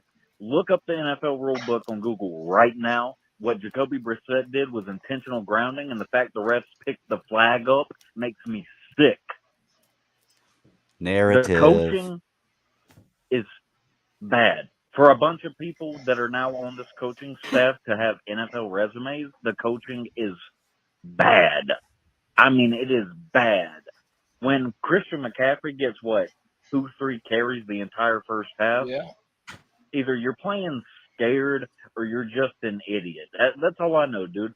Something's got to change. Pepper needs to wake up and realize throwing money at stuff doesn't fix it. I mean, the culture is just bad now, man. I mean, I really don't know what it is. I love this team. I love it. That's why I'm so livid about this loss. And I don't want the NFL to come out tomorrow and be like, oh, we apologize. Our officials got it wrong. Bro, y'all make billions of dollars. You can't even train your officials. They don't even know the rule book. Clearly, they don't know it. They're not even full-time employees. They're rich people who have hobbies. If anything, is what the refs this are. is the way I look at it for this team. The way that the players reacted after the game. If anything, I think this is going to light a fire under their ass. I think they're going to whoop the Giants' ass next week. If, and that's a big if, the coaching and the play calling goes the way we want it to. Anyways, I've rambled for long enough. Shout out to C3. Shout out to all the guys on the panel. Cody, all you guys. Tony, Shout out to y'all. Love y'all. Appreciate Keep pounding. Panthers family, all y'all in the chat. Let's go. I'm telling y'all, the way Brian Burns shook his head, they're going to whoop the Giants' ass. Look, great call. Actually, that's gonna be my nomination for best call so far. That's my nomination. Well, actually, I think Panther Pickle is really the winner so far. CP, right now Panther Pickle. Panther Pickle, that's a close second. So I'm gonna write down the last 40911. You're not gonna pick G Baby, calling you stupid and all the shit that he called you. That wasn't your favorite call. You know what? It's like I'm a G Baby fan too. Like I felt like he misrepresented my position though. No, I hear you. That's the thing is about G Baby is like I'm fine with G Baby. I love G Baby's passion. I love all of that. Like, and I think he generally makes. Again, I feel like you have to try to find the truth lies in the middle with G Baby. You know, like he comes at you this side and this side, and then he brings something that has some element of truth. But I thought he was, I think, like going, Tony, you're like, I felt like he unnecessarily lumped me in with this. But before we go forward, I want to say this about this last call real quick, though, is the one thing that's the scariest part about this to me is that I have tried to find a silver lining in Matt Rule's tenure. Right. I mean, like I've tried to say this is I really turned a 180 on Matt Rule last year. I went from this and like, if you want to, if this is your first time to the podcast, here is the arc of Tony's position coming in to the Matt Rule hire is I was somewhat suspicious or reluctant about hiring the college coach that everybody said was the hot name, this and that. Like, so I didn't want to just lay flowers at his feet, but immediately, like that kind of preacher vibe got me excited. But I said one thing in year one, I just wanted one thing out of the Matt Rule era, and that was to not look like he was in over his head, for us to not look unprepared, for us to like, I didn't need us to win games. I needed us to just look like a team that was getting better and was sound and not making big giant mistakes. And I thought we did that in year one. Year two was what I was fearful of year one being, though. And year two was so bad and such a 180 on so many things. I'm not going to go down the list. Then I flipped the script on him. But I have tried to say, all right, let me find like some objective reasoning here. And I thought by him going out and you guys can go back. What I said, the problem with Matt Rule is that he surrounded himself with people that had no NFL experience. And I thought the best thing he did this offseason was to go and get guys, Tabor, Campen, McAdoo. Like, I thought this was a big step, a humble pie for him, like eating the crow, whatever it is you want to call it. My big fear, guys, is that McAdoo is not good. I think he is. I want him to be. But today was not a good day for Ben McAdoo.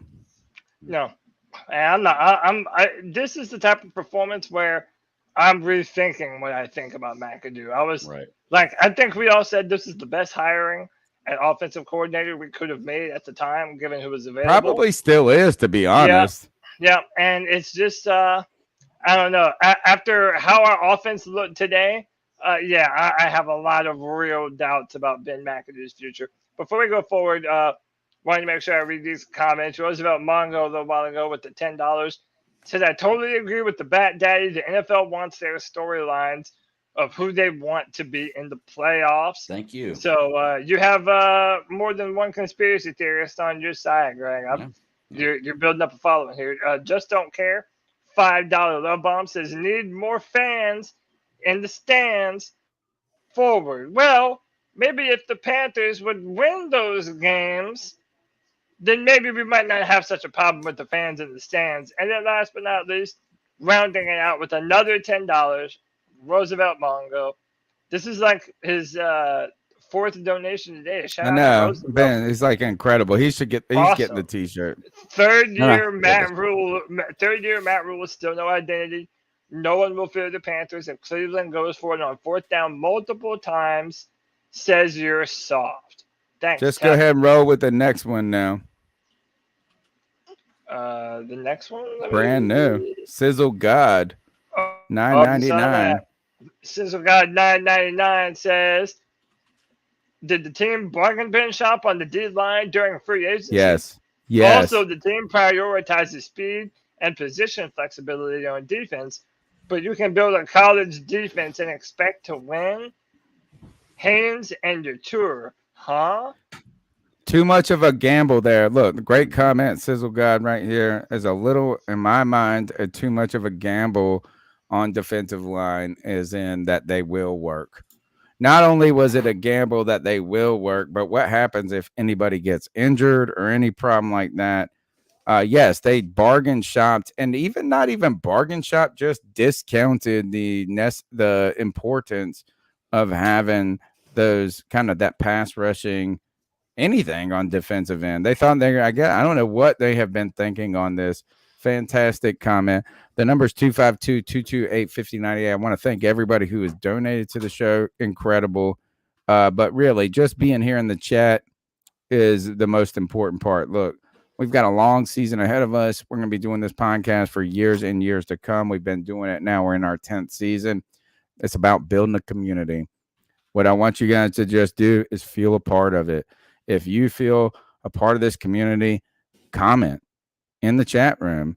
Follow us on Facebook or on Twitter at @cat_chronicles. You can see all our chat names. Like we appreciate all the donations. We truly do, because we're investing it back into the podcast. We are trying to build this, but really what makes this show go is just your support. So thank you so much. And we do have this new opportunity, super fan. You can show your support that way. Just hit the join button. It's a small way. Instead of asking, look, first, I want to thank people like Roosevelt Mungo tonight, who has been overly generous. Thank you so much, man. Thank you. We read your comments regardless, but thank you so much for helping this podcast go. But look, we don't need everyone to be like $1 one time. You know what I'm saying? Like, is that the way to kind of small support the show is through becoming a C3 super fan. So look, thank you, and thank you. Let's go to the next call. All right, so game one, I thought definitely second half and everything, we made really, really good adjustments. Pass protection, it was decent. I feel like, especially in comparison to last year, I thought there was one series in the third quarter where Icky gave up back-to-back on Myles Garrett. Overall, I think Icky played a really, really good game. He only gave up one sack, and that's arguably against the number one defensive end. So say what you want. You maybe want him at guard. But either way, I think given the fact that this is your first time playing against one of the best players in the NFL, to only give up one sack, that's a hell of a job. Pat Elflein and Baker really got to give up, or they got to call some chemistry, because it was, I think, five botched snaps between the two of them. Yeah, obviously you can't have that happen. We got lucky as hell. None of them were actually turned over, but that definitely killed us. I think McAdoo needs to make adjustments and everything, and try to mix in a couple runs and everything. With having one of the top running backs in the game, you got to try to see if you can mix that in.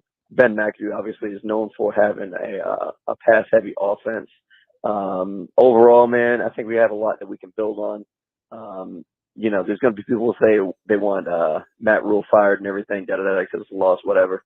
And if you're somebody who blames this game on Baker or whatever like that, you clearly don't know shit about football and you have a low IQ.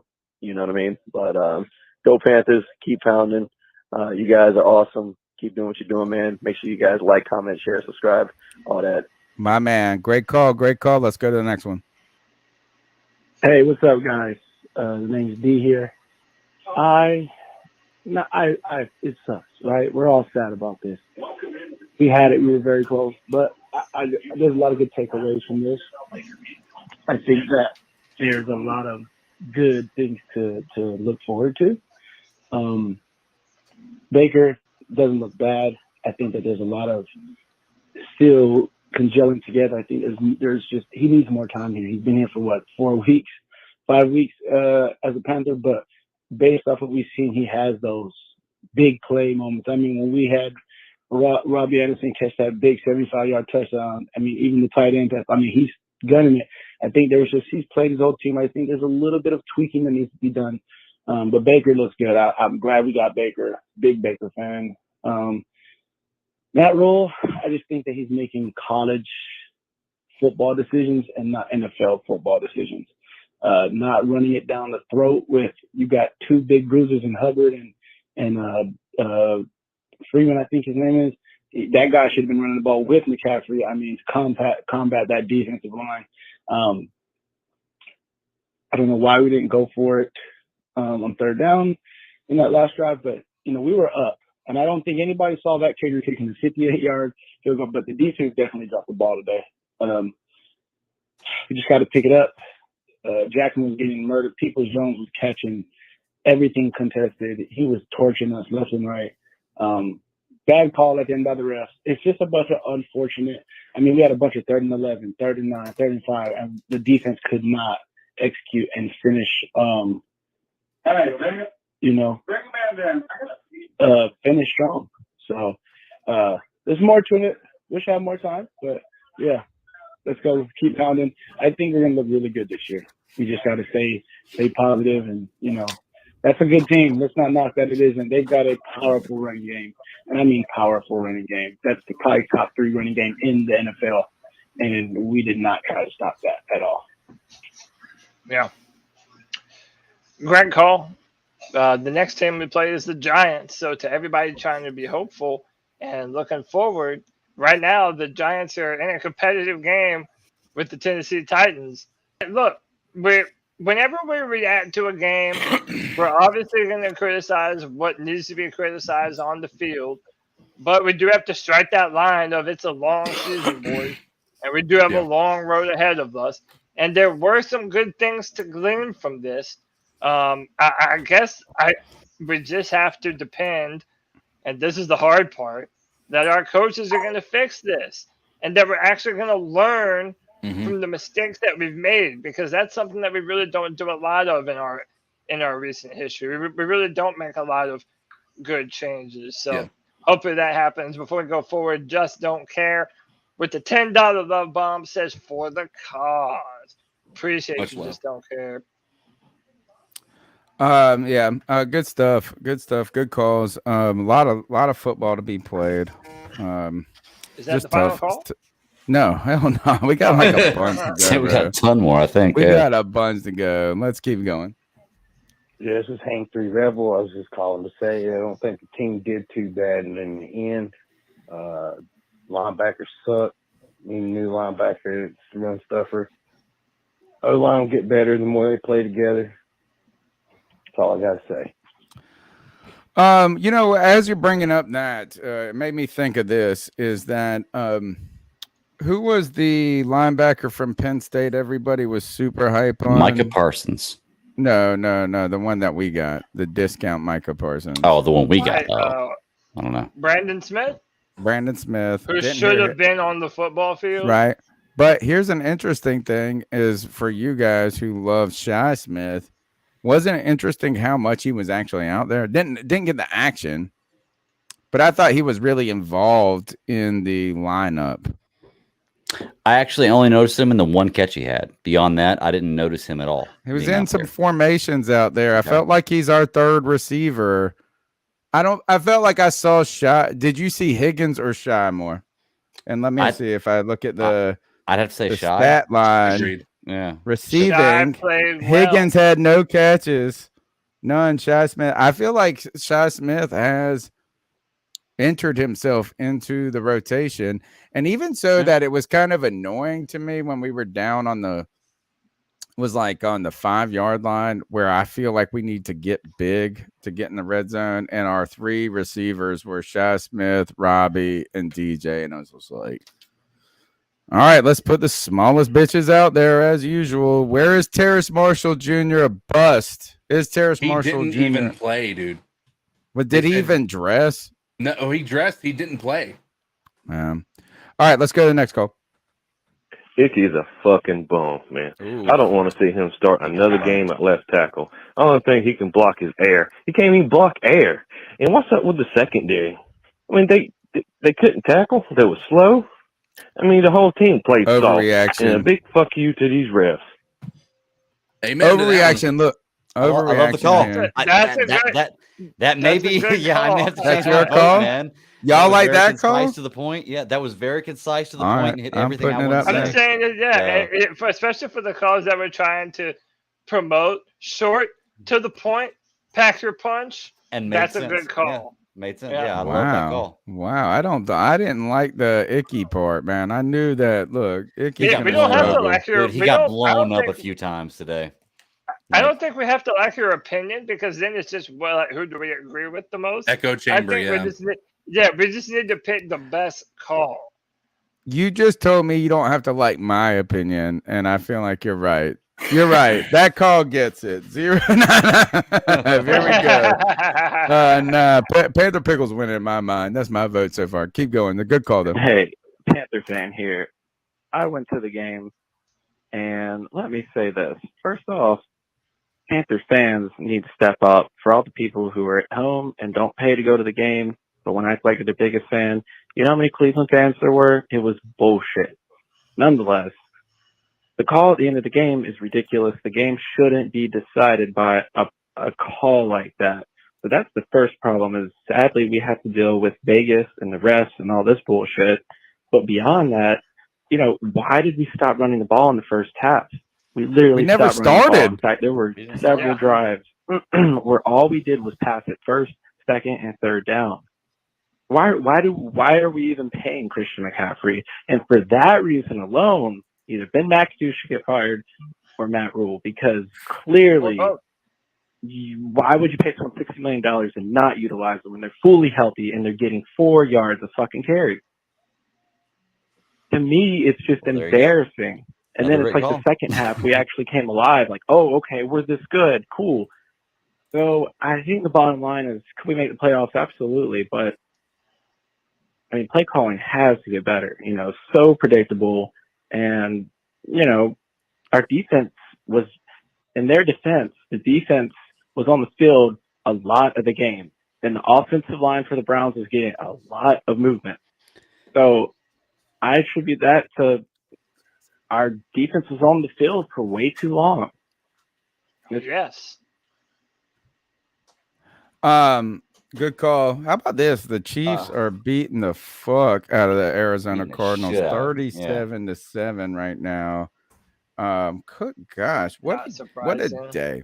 Can I bring up one counterpoint to that call we just had? Yeah, it was a great call, and I agree with almost everything you said. However, I don't think we were predictable because we had 2 really big plays on blown coverage.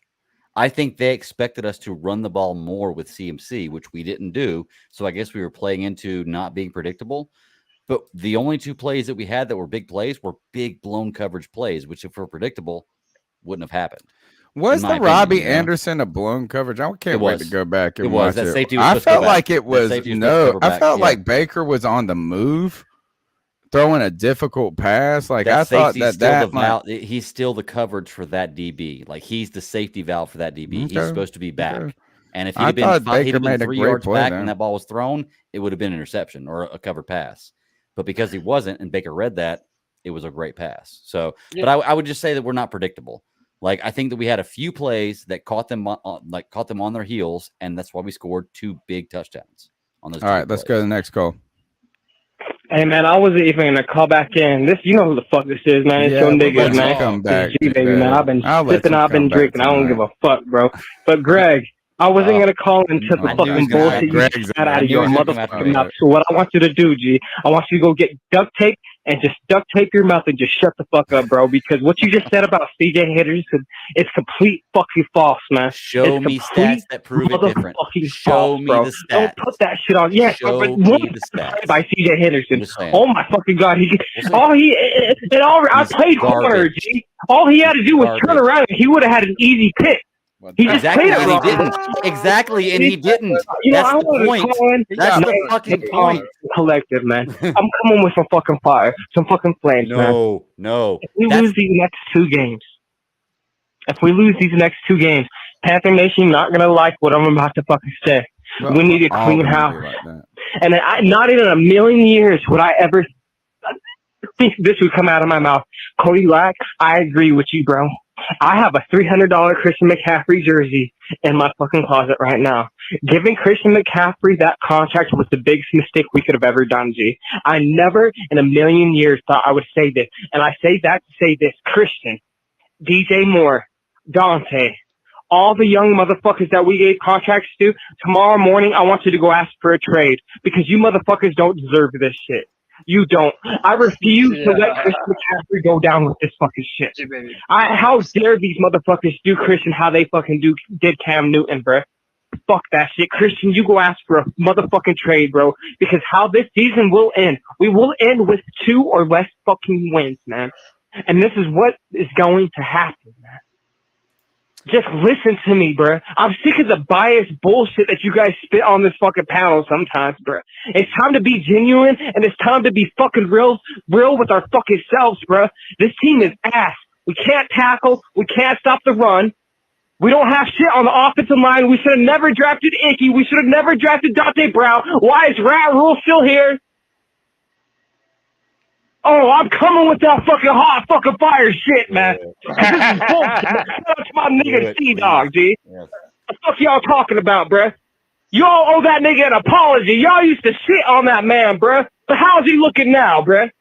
Cody Lack, what's up, bruh? Greg, don't ever shit that shit out again, bruh. Oh, bro, I got you right here. Okay, let me tackle this right now. Okay, because I'm going to tackle this right now. Okay, the point you made right there completely kills what you're saying. You're right. He was in a position. All he had to do was turn around and get an interception.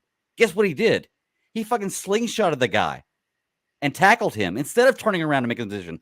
More importantly, why he is fucking garbage. Show me one stat in CJ Henderson's entire career, not just with Carolina, entire career, that will show me that he is a top tier cornerback. Because I guarantee you, when you look it up, you're going to find all this bullshit about, hey, he was a bad guy. He's the reason why Jacksonville let him go for a fucking bucket of bolts. Okay? And why Carolina picked him up, because we're terrible looking at talent. Look, he is not good. Prove to me why he's good, and then I will listen to that argument. But you will not find it when you look for it. I promise you that. Okay? CJ Henderson could have made that interception right then. You're absolutely right. After he got burned. Okay? After he didn't. But he didn't. He turned around and tackled the guy in the end zone instead of turning around and make a play on the ball. So your argument falls flat on its face. There is nothing there. I think y'all are both wrong on your analysis on that play. I think you're both wrong on that analysis of the play. I think CJ Henderson got cooked like a motherfucker. And by the way, his I think you're both 31 wrong. tackles last year. Let me tell you how great he is with 31 tackles last year. Okay, he got cooked on that play. He got cooked. He got cooked on that play. And he had been playing well before that, but he got cooked on that play. And here's the thing is that generally it is good to PI somebody when you are beat like that to save a touchdown. The problem is you were in the end zone basically. So if that was like on the 20, if it was on the 20, PI and it would have been fine. Fine. Second, he was cooked, and somehow the quarterback was so bad and so late on it. Pressure.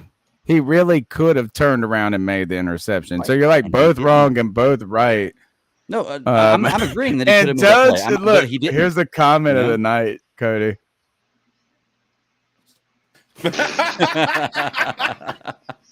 It really is true. It literally is true. So literally the truest comment in the history of the world. I love it. Is that where he's I from? love the comments. He's like somewhere out there. It's like where it's like he's the only black person in that city. Or in that state, and he has to. No, he's. But I think he's overly harsh on us, bro.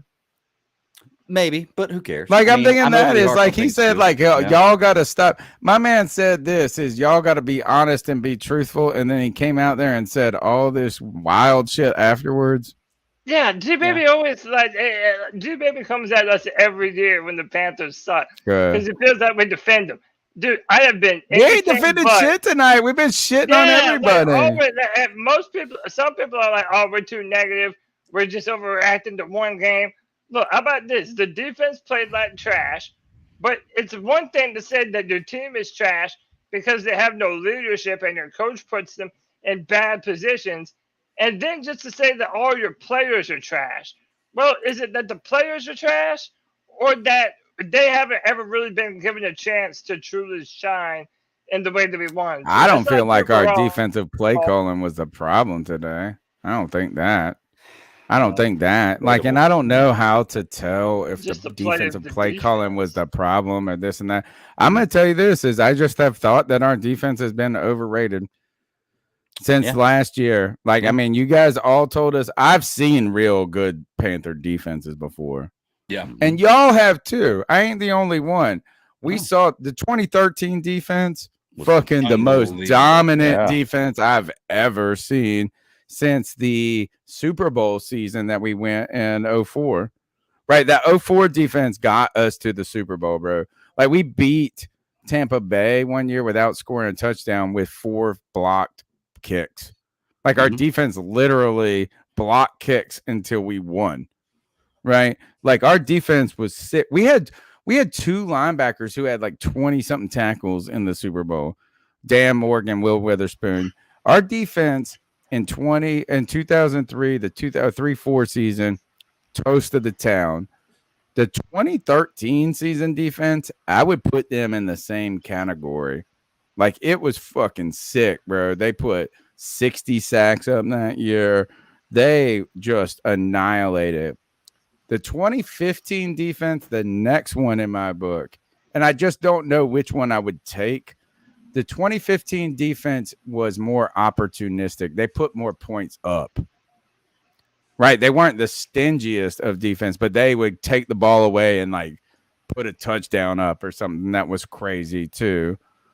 The 2013 I mean, both of those defenses, last year's defense wouldn't even fucking hold their jock strap. Oh, no. That's what I've been trying to tell y'all is I know that everybody thought the defense was good last year. It wasn't bad. Oh, yes, it was not great. It was bad. There towards the end, there were times when they lost the game. Like, it was their inability to stop the run. Like, that was a real part of it. Yeah, that was a real part of their entire thing. Is like, people wanted to talk about, they were one of the best defense. No, they were one of the best defenses on paper, not on the eye test. Like, if you look at the paper, they look like they were one of the best because they didn't have many people airing the ball out in the second half of the game. Because guess what? They were so far ahead against us, they didn't need to air the ball out. Right. They were literally just running it. And so when you do that, you're playing a numbers game. They were running the clock out. They weren't getting as many yards in offense. If we were keeping those games close, it was not, our defense would have looked like one of the worst in the NFL, in my opinion. Right. I agree. Hey, real quick, Josh Cookie Monster with the 199 says, G baby, show some respect, bruh. # drink your 4 Loko. Stay illegal now. We love G baby. Just next call out there. Hey guys, I know we're a lot bummed out about the loss we took today, but I think they showed a lot of resiliency, especially at the end of the game, to come back and make that comeback. And you guys got to realize, man, this is going to be one of the better defenses that we're going to play this year. So, guys, keep pounding, be optimistic, and yes, the defense, I think, lost it for us. All right, thank you for the call. That full guy right there. Hey, this is Chunk, man, and I'm sitting there and I'm listening to this chat and this live chat, and I'm just disappointed in everybody. We are a bad team, and we've been a bad team. We hired a bum and Ben don't run a dude, and thought it felt good because we got a coach straight out of college. Like that's the NFL experience. We felt good when we got Baker because he wasn't Sam Darnold. Recognize this in this game. Maybe. Toby Biscuit, whatever you want to call his name, was a tad bit better as a quarterback. We would have been blown out. There was a ton of missed passes that he could have made, but just didn't. And it would have got that bad. Today, there's no moral victory in almost winning against a team who's missing their starting quarterback. We couldn't stop the run last year. You can't stop the run this year. We play a bunch of good running backs this year, and it's going to be a rough season. We're a 5-12 team at best, and Baker does not move the needle. Now we need some accountability here because I was in the podcast when somebody said that we were a 10-plus win team. Somebody told me, C3, that we were a playoff team. And I ain't going to point too many fingers. But I need some accountability. I think all the four of us question said here that, is, yeah. we still think we're a 10-win team. If we can't even be a Browns team. No, that's we're a missing their 9-win starting team quarterback. now. And I like to I know said 13. that Oh my Ricky gosh. is not a left tackle. He's You're actually down a to left guard. 12. I think he's only a left tackle because that's where the bag is at on the O-line. So let me know what you think. Oh, what we think is That this was a great call. That was a a call raw too. and real Nah, call he's right not there. winning. That was a All great right, call. so it's him, Panther Pickle, and this is what was his name again? Hold on, let me see if he says it in beginner. Hey, this is Chunk, man, and I'm saying Chunks. Oh, Chunk. No, this him right here. Yeah, he's in the our chat. chat. Yeah. That's Yeah, Chunk. he's in the chat. Yep. Chonk. All right. Him, Panther Pickle, and then that short That was a call real are the call right three there. best ones Yeah. so far. That- My man that was said, a- that Ben, don't run a do. Ben don't And run then he it. called, I feel like that's my favorite call so far. He said, Ben, don't run a do. And he also called him Jacoby Biscuit. Jake Brisket. Yeah, that's what they say on the Around the NFL podcast. I call him Jake Brisket all the time. Yeah. Chunk. I like that. And by the way, I like that call. and I like that he agrees with me that Icky probably should have been a left guard more than a tackle, but that's where the bag is.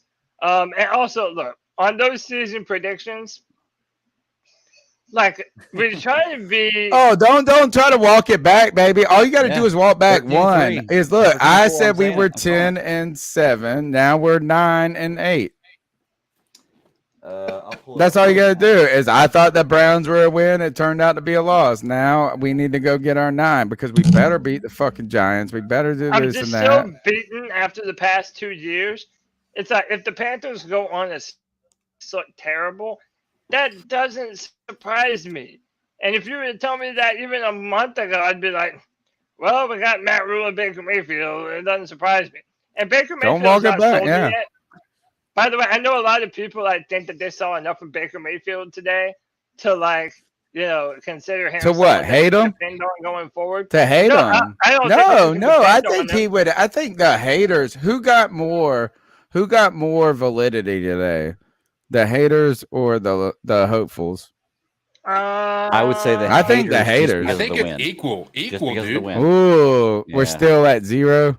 Dude, it's Yeah, yeah, but I think it's, I think no it's still progress at at 0. all. You're Yeah, right. I think it's You're at right. zero. I It's kind of agree. a push. Yeah. It's a And push. Tony, just by the way, you were 8-9 before we got Baker Mayfield, and then you were 10-7, I believe. I know. I only went up 2 games. I went up 2 games. You're still in the money. I was unfortunately 13-4 after we got Baker, so mine's not looking too good. We're gonna see. Part of it was defense, man. There was no reason why we should have lost to Jacoby Brissett under center today. Agreed. Well, because we can't. Yeah, there is a reason, and we didn't. There is a singular reason. And they wear it stripes. wasn't That is Jacoby the reason they wear Brissett that stripes. beat us, bro. Exactly. That's what I'm saying. We We just didn't lose can't to stop Jacoby the Brissett. run, and it's been 5 years. Yeah, we It didn't. has We been didn't lose since. to Jacoby.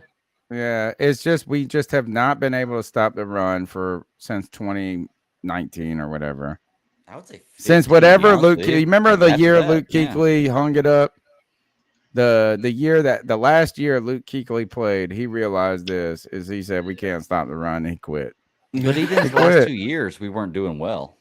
You know. I know. All right, next call. Hey, it says your boy, you guys, Cookie Monster again. All right, Cookie Monster, what's up? So I'm watching your guys' show right now. For everybody that's sitting there saying that McCaffrey is not a star, even though he has been off the field for the last 2 seasons, basically. Okay, if you look up the statistical categories and everything since he's been in the league, just sit on this: the fact that he is literally still top 15 in every rushing category. Thank you. That is out there. That shows how dominant of a presence he is when he is on the field. There's top 3 no offensive rebuttal player to that, man. You got your star player and everything. You play your fucking star player, point blank, period. Earn your fucking paycheck. Agreed. Adding to that, it's not even top 15 just rushing. You add his passing yards to it, and he's a top 3 offensive player, even with the games missed. He's the best player in the NFL when healthy. Period. Argue with me. Next call. You know. Hi, name is Jay. Appreciate you guys taking these calls. Had some thoughts on the Browns-Panthers start here today, and I wanted to know what you guys might have thought about it. So first thing was, did really like Baker Mayfield eventually, but to start the game, he was absolutely atrocious. That pick was one of the worst picks I've ever seen. And I also do think that final muff on the last drive could have very well cost Panthers the game, to be honest with you. You might have had a touchdown there, if not for that muff punt. So that was problematic. Also, play calling I did not really appreciate at all. I don't understand what Matt Rule and Ben McAdoo are doing, but running the football with C-Mac on 3rd and 11 on the could-be game-winning drive, that's absolutely ridiculous. And that also could have very well cost them a touchdown, which could have cost them a game. The fact that C-Mac gets only 10 rushes in the whole game is completely absurd. That's ridiculous. And that's the moment you decide to use him, right? Trick plays on the very last drive. That's nonsense. I don't understand why let's run the ball in the fourth quarter on the very last drive. That is just completely absurd to me. And then on top of that, too, I wanted to say, I think that this defense, honestly, if there's a touchdown on that last drive, or the defense manages to just stop 10 more yards, this is a win. One third down. Said, or the refs don't give them a bullshit call. I thought the offense got hot late eventually. C-Mac should touch the ball more. And also, I think we should be kind of hopeful. This looks like we're potentially a pretty good team. So, nice. Appreciate you. Nice. Isn't it crazy how some people can come away with vastly different conclusions watching this? Because it's confirmation bias. Everybody, anybody.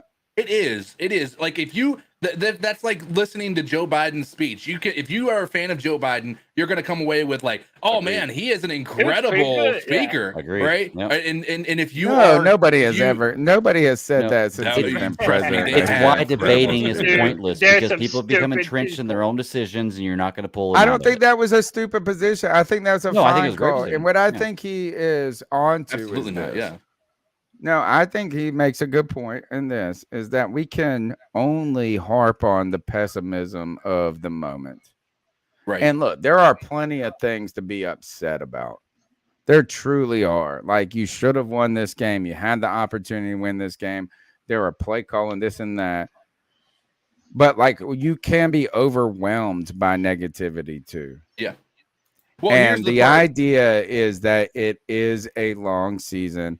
And look, and when I say this, the chat's about to freak out. G-Baby about to call in again and be like, Tony, you're the dumbest motherfucker I've ever heard. But the year that Tampa Bay won the Super Bowl with Tom Brady just 2 years ago, they got blown the fuck out by the Saints. Blown out. It was like 28-3. So I don't want, I think I think the negativity, the criticism is all valid. I don't think, I think being a half glass full just to be a half glass full person is kind of ridiculous too, in one hand. But I don't think that we need to say these people suck entirely. Like, I think Derek Brown's an example of that. Y'all get on Derek Brown. Next I would like to hold on. He stuck every time he played. Push back. My vote on that is to be that one to be one of the calls of the night, because here's the thing: it's like I'm a big fan when somebody brings more than 1 point of saying, listen, there was positives here, but there was negatives here. All these people shitting on Baker Mayfield, not one of them have praised him for the decision making he made in the second half, right? And I'm willing to accept that Baker Mayfield made mistakes in the first half, right? So I'm praising that one, because I think I want to put that one up for the potential for that T-shirt, because I think that when you have somebody who comes in here even killed, who has an approach that is both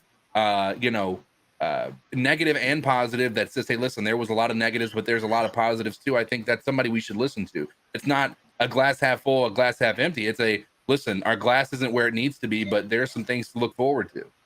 Good point. Next call. Yep. Wait, I wanted to read one more thing. Hold on. Indeed. I just wanted to give a shout out. Through this Stop the cap with the 199. Carolina, the new factory of sadness, and go Browns.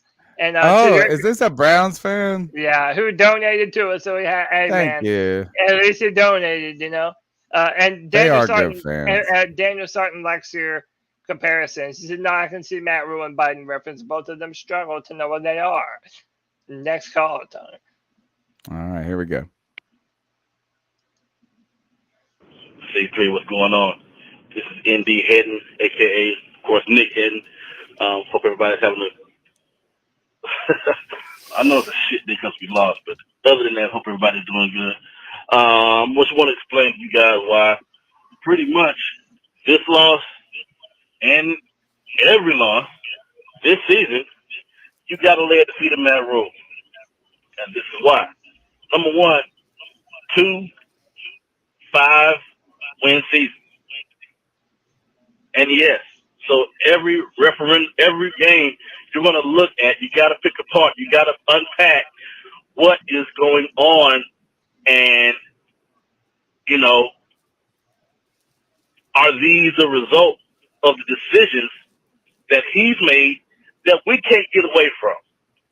For instance, Baker Mayfield being the third quarterback, guy's third year. Has any coach been at a situation for 3 years with 3 different quarterbacks ever?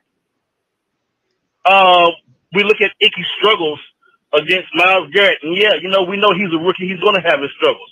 But wait a minute. What makes Icky or Evan Neal or even Charles Cross, if we would have drafted those guys, what makes those guys even a necessity? Let's see here. Oh, the ineffective evaluation of Brady Christensen and not playing him enough.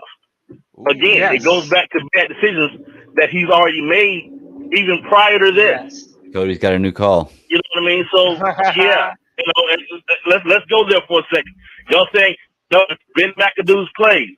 Why is Ben McAdoo here? Well, let's see here, because Matt Rule couldn't find the quote-unquote rock star offensive coordinator. Remember that? Yeah, so Ben McAdoo was, I guess, the last available choice.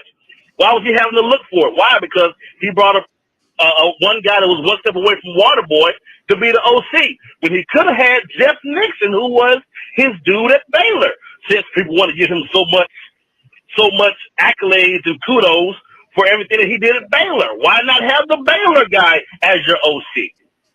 So, yeah, you know, you can't look at every game in isolation. Oh, well, this is just a brand new season. No, this is a continuation of past decisions that this guy has made.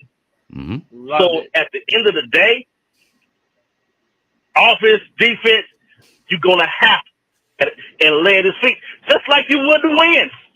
You're going to lay the wins at his feet. You got to lay the losses at his feet, too. But it's not like he's a fresh coach. No, this is his third year, and it's past decisions involved, and these losses are. Oh, got cut off. Cut off. Hey, fantastic call. Yeah. And that's what I was saying earlier when Tony was saying Matt Rule is not high up on the list of pieces. Well, yeah, he is. Because every time he misevaluates a position, he further puts our team behind the curve from a scouting perspective. If we would have known last year that we had a really good prospect at left tackle in Christensen, who knows if they drafted Kim Kwanu at number 6. I just think that he deserves all the blame, along with, you know, the players and the coaches. But he's the head of the organization, dude. So he has to get the criticism. Fire Matt Rule. Remember that? Like, if you guys don't remember that, the guy saying that at Fan Fest while he's doing that. Fire Matt Rule. Hey, real quick, White Chocolate Espresso says Baker graded a D. Robbie's pass saved his day. Damn. Well, what about the one rush? I think the rush up the middle was a big play. I think a few good plays. Pass down the seam. Look, I don't want to say Baker had a great day, but Baker he didn't. I will not say he had a great day. I'm saying he had a bad day. Right. I just felt like his second half was better than his first half. Mm-hmm. And at the end, he made some plays when we needed him to. And that's the thing, is that, like, he stunk early on. And you know what? I would say, to someone who said I was critical of Ron Rivera, I felt like I was always sort of on Ron Rivera's back, like, had his back, but maybe I'm wrong. Look, I just think this is that, again, Matt Rule, not the solution here today, but I just don't go. Look, I got other people that are on my mind. Yeah. Got other people on my mind. And look, is like some people need to realize that Cody Lashney ain't a fool. And some of the things he said, you know what I'm saying? Especially, and look, it's kind of a balance. Look, yes, you drafted Ike Ekwonu to be a left tackle. Yes, we all agree with that. We all agree that that's what the hope and the upside is. But the idea is, look, as Matt Rule's made some problems, Brady Christensen's just an enigma on this team. It's an enigma when it comes to Matt Rule. And Cody's been exactly right. And I think we've been lockstep together. We usually disagree on a lot, Cody and I, right? Like, so it's not like we just have each other's back. But there was nothing that Brady Christensen did to lose that job at left tackle. Like, there was no bad tape he put out there. Right. There was nothing that he did wrong. At the end of the day, it was kind of like that same ridiculous thing. It was just Matt Rule manufactured these competitions. He manufactured them. He should have just put Iggy out there at left tackle the whole time. Yeah. And just said, this is what we're going to do anyway. Who cares? Right. And you guys all who are listening and us, and it's not me trying to lecture you. It's not me trying to teach you, but I promise you that rookie left tackles, no matter how great they will be one day, struggle in their rookie year. Yeah. Mm-hmm. It is just the norm. It's the anomaly when they don't. It's the change in pace is what it is. It's also, keep in mind too, right? You have an off season of training, but like normally if you've been in the NFL, like an off season after the football season's over, you focus on getting your body right. You focus on football. Right. Well, when these guys train for the combine, they don't train the same way they do for football, right? They don't train that like so I'm hoping and then like I said, I'm hoping, fingers crossed, that this goes back to what you're saying, Tony. Maybe Icky does end up finding a way to make it work, but right now, obviously, there's a lot of things to point to as potential problems. But I still think there's some things to be optimistic about. And anybody who looks at this game and says anything otherwise, and I think again, it's confirmation bias. It's almost just hoping the team fails so you can get the guy you want next year in next year's draft. I bring up one point here. If that something I just saw on television, and I'm sorry, I just got to bring this up because I'm that guy and I've got to say it. Like, I made this huge argument and beforehand about the terrible call of the roughing the passer because the hand touched the helmet. I'm watching the Las Vegas Chargers game right now, and Derek Carr has the ball on 4th down while standing, gets hit in the head by somebody's hand, and the face raked across the face, or excuse me, hand raked across the face mask, even turned his head, and they didn't call anything. So please, please, please don't tell me that certain NFL referees don't put things out there and judge things differently, because that by any means all wasn't roughing the passer, but it was way worse than anything you saw with Brian Burns, and they didn't call anything. And I think hands to the helmet actually hit the tackle more than it hit anybody in our game. You know what I'm saying? Like, I really don't even remember it hitting the quarterback. I thought like, oh, is that why they called it? And I looked at it and I was like, nah, it's a narrative, man. Like I'm sitting here watching this, and Derek Carr literally the hand hits the helmet and knocks his head to the side and then breaks his face. Play. I mean, I do and I don't, but anyway. Go ahead, Cody. You have one thing to say. I wanted to say one more thing. I wanted to highlight what Karen Choi said. If he was getting beat like a drum, they did not get him any help. This goes back to the Ben McAdoo, Matt Rule thing. Yeah, that's why you put a lot of receivers out there. Yeah, if you have your rookie getting beat by one of the best defenders in the NFL, and you know that you have a rookie, why don't you already have a package set up on passing downs to put Tommy Tremble or Ian Thomas or Deontay Foreman or McCaffrey, someone over there to give your left tackle some help? How is that hard to do? And you knew that going into the matchup that you had one of the best all-pro DNs in the NFL going up against your rookie left tackle. That's madness, dude, and that's poor leadership. All right, next call. What's up, C3? 89 J Stubbs here, calling in after the game. What's up, brother?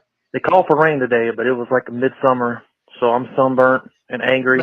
Not really angry because I kind of set my expectations for the year, but as long as we continue to not stop the run, you know, the other team's going to control the game no matter what. We can never control the game. We got to hope we can pull a rabbit out of our ass in the last minute of the game. With Phil Snow's defense, and I think it's a little bit overrated because it don't matter if it's 3rd and 2 or 3rd and 15. They're going to pick up the first down. And they had no respect for us. I mean, 4th down, they were going for it. So, you know, as much as we want to blame Baker, which he didn't look good, but the team didn't look good. Mm-hmm. And but anyway, that defense, man, it really, you know, that's something that you know. I know McCaffrey's going to score, and I figured the defense could hold up. But the defense, ever since Cam Newton came back last year, the defense has been kind of awful. But anyway, keep pounding. See y'all Tuesday. Man, big time supporter of the show, 89J Stubbs. We love you, bro. Next call. Hey, this is Raw Dogs. I'm in your chat. Longtime Browns fan, and I just wanted to explain to you guys that what you saw today from Baker is what we've been seeing for 4 years, and you can expect that practically all season. All right. Well, Baker, it's better than you've had for the last 29 years. So if you're hating on that, then I'm sorry. That was it. It's better than you've seen for the last 29. Was that his whole call? Yeah, I didn't cut him off. I'm not gonna shit on that man. I think he's being nice to us. I think he's trying to warn us. I think he's trying to say, hey, dude. Well, here's the thing. This is who Baker Mayfield is. Let's get it right. He isn't trying to warn us. He's hoping Baker fails because if Baker succeeds, it is a fucking travesty for the Browns. If we would have won this game, what would have happened to Cleveland today if we would have won this game? Baker hit those plays. Crazy. Look, he might be right. Holy fuck. But here's the thing. You got to put some context in the game.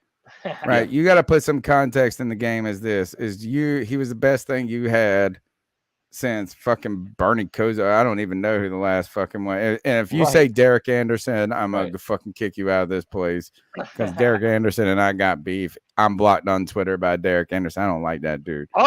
You gave away my question. Oh, it's all right. Number 2 is that like you might be right, but we had Sam Darnold last year. You might be right, but we had fucking Teddy Bridgewater. You might be right, but we had Josh Allen. Not Josh Allen. Taylor Heineke. We had, what was the other one? What other Allen? The little bitch ass.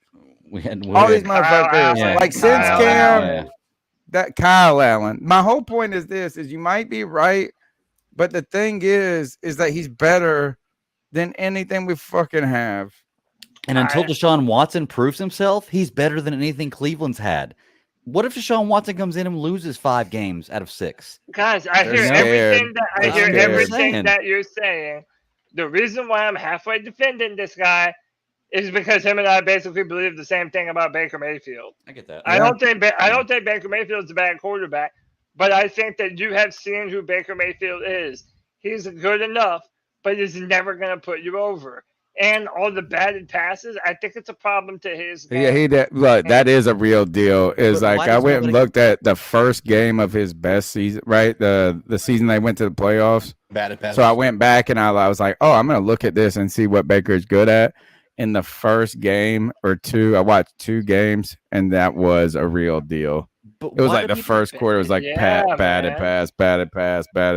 Like, why did you complain about that with Baker Mayfield?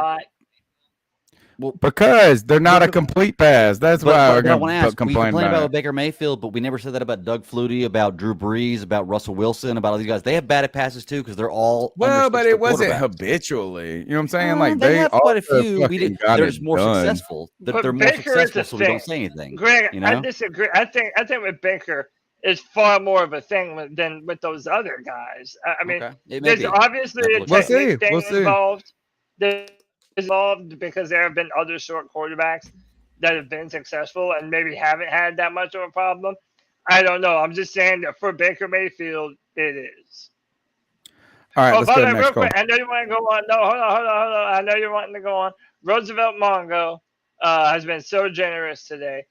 Another $10 says Tepper, give the team back to Jerry Richardson. You've worn out your welcome, sitting up there on your throne, your majesty, pretending like you're frustrated. I know. I feel like he might be the most hated person in North Carolina for me. Oh yeah, like somebody, I think Pat Coltrane had made a tweet about, somebody tell Tepper he might want to stay off of Twitter. I'm like, yeah, because his basement fan base is going to be tweeting. I know. Yeah, I mean that's dumbass basement people actually, and then I get irritated by these assholes that are in our comment section being like, "Well, I'm sitting in a basement in North Carolina." I'm like, well, of course you are, because you're in like the 1/8 of the western state that can have a basement, bitch. Like the rest of the state can't have one. If you are, I want to know this: do people in Charlotte have basements?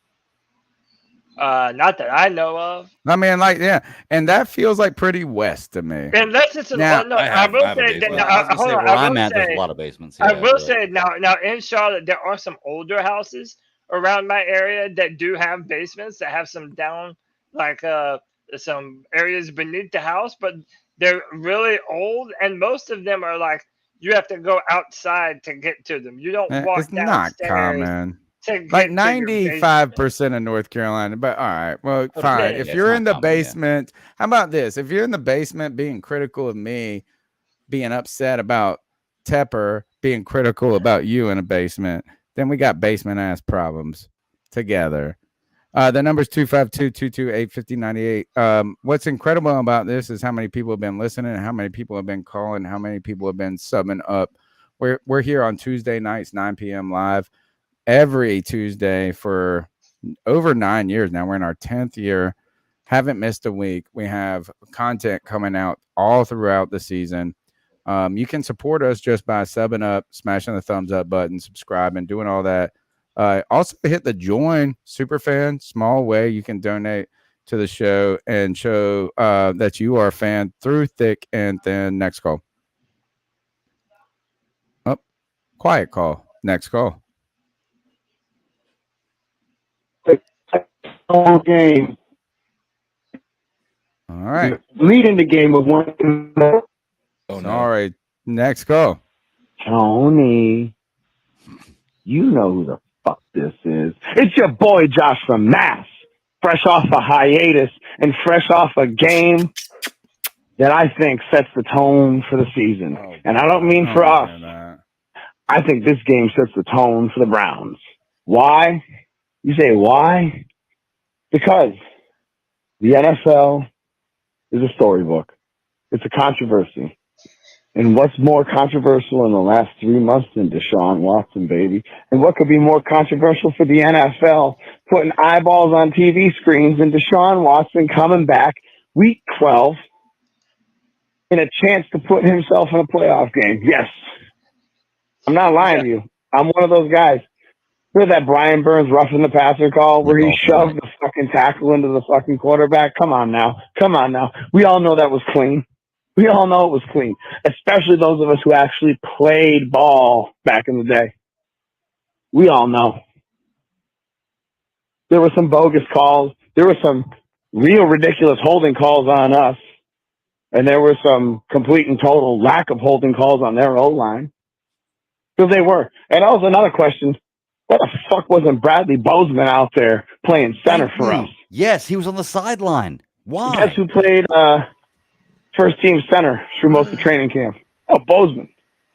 What might possibly be to blame for the repeated high snaps to the quarterback? Oh. Well, the same guy who had the same problem last year. High snaps to the quarterback. Oh, it's funny how that didn't work last year and it didn't fucking work this year. It's kind of funny. Maybe they should have just owned up to it and put Bozeman in. Maybe an injured fucking stud player is better than a non-injured bum. But hey, nonetheless, saw some things I liked, saw some things I didn't like.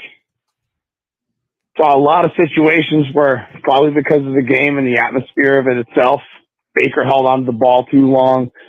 Instead of going for the quick check down, going for the underneath heel, was looking for the big play. I get it. I don't agree with it, but I get it. He was out for revenge, and it was clear he shouldn't have been. But that said, I don't think we looked all that fucking terrible once you watch the game tape and realize what should have been called and what should not have been called as far as penalties. Again, that's for those of us who know the NFL rulebook, and for those who don't, they'll talk, but they're clowns. So keep pounding, and we got. Look, how about this? Cody Lash got mad at TY, and I'm about to give him a salute. Cody Lash gave him the "we've been doing numbers" tweet, whatever. I'm about to give you a salute, TY. Right here is number one is Browns fans. I give them a lot of credit. But that was true. A lot of credit I give Browns fans is that there's this bar I go to a lot. It's like a local watering hole that I go to. It's right down the street from my house. It's a great place. And it is the Browns bar. Like, and these fans come out and decorate. They come there, they celebrate, they show up, they make their little dog pound. It's awesome. I've always commended these motherfuckers for how much they support their team, regardless of them bitches sucking for like 3 decades. Right. Think about that. It's like, that's a lot of fan. Like, y'all go to the games, y'all show up. And I'll give y'all credit too. A lot of Browns fans, but you know what's funny about this is a Browns fan is in the Carolina Panthers podcast and not in a Browns podcast. Right. Interesting. Hey, but let me tell you something. All the fans of other podcasts, they come here to talk shit to us. They end up sticking around. Because we got better podcasts than y'all teams got. I love it. Look, I'm not going to shit on your fandom. I will not shit on y'all's fandom. Like, y'all do you. Y'all have been great. Y'all got, like, I really commend your fan base because we're a much younger team. We don't have the legacy and the history. You know, we don't have generations of fans. So for us, we're building this culture. But at the same time, we have been doing this podcast this is our 10th season. Like, since the internet, like, I won't say exist, but like, as soon as you could go live and and it's not a clap about myself, man. I was doing this like when it was hard to do this. Now it's like easy for anybody to get on the internet. But like when we first started this podcast, it was like very difficult to actually fucking stream to the internet. And the thing is we were doing this show when there was like 4 people watching. And like one of those was like my mom.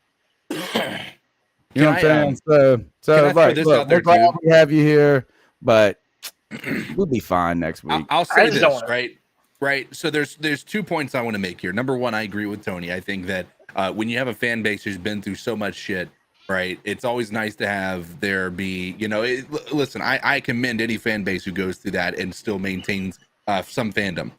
Second, you guys have not done what the Bills do. Like when I talk about listen, here's what I'm gonna point to.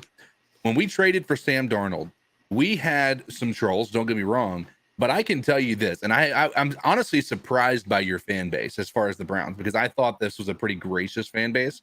I have seen more trolls from Browns fans than I ever did from the New York Jets. So what I imagine this as being is, so there was a time in my life when I was a bit of a nerd in high school, and then all of a sudden I kind of broke out of my shell and women started to pay attention to me. Then I became like an asshole to women, right? That's what Browns are doing right now. They got a little bit of success. I know. One little win. It literally flipped the fucking switch on their personalities, and they believe like we own the fucking NFL, baby. But still, they got dated one girlfriend. They got one good leg. So here's the deal: the Bills, they did this same thing. They had horrible non-success for years. They started to be successful. And you don't see that what they do is they are literally fucking sending money to charities of other teams that help them get into like, listen, that is the way to do it. If you're in this trying to talk shit and try to make us feel worse about this, listen, you need to find something else to do with your life, brother. You can't make me feel worse. Right? We already feel terrible about ourselves. We fucking get on the internet and talk about football. Can I just echo Panther Pickle's sentiments? Yeah, they're good. They're great. They're so fucking awesome.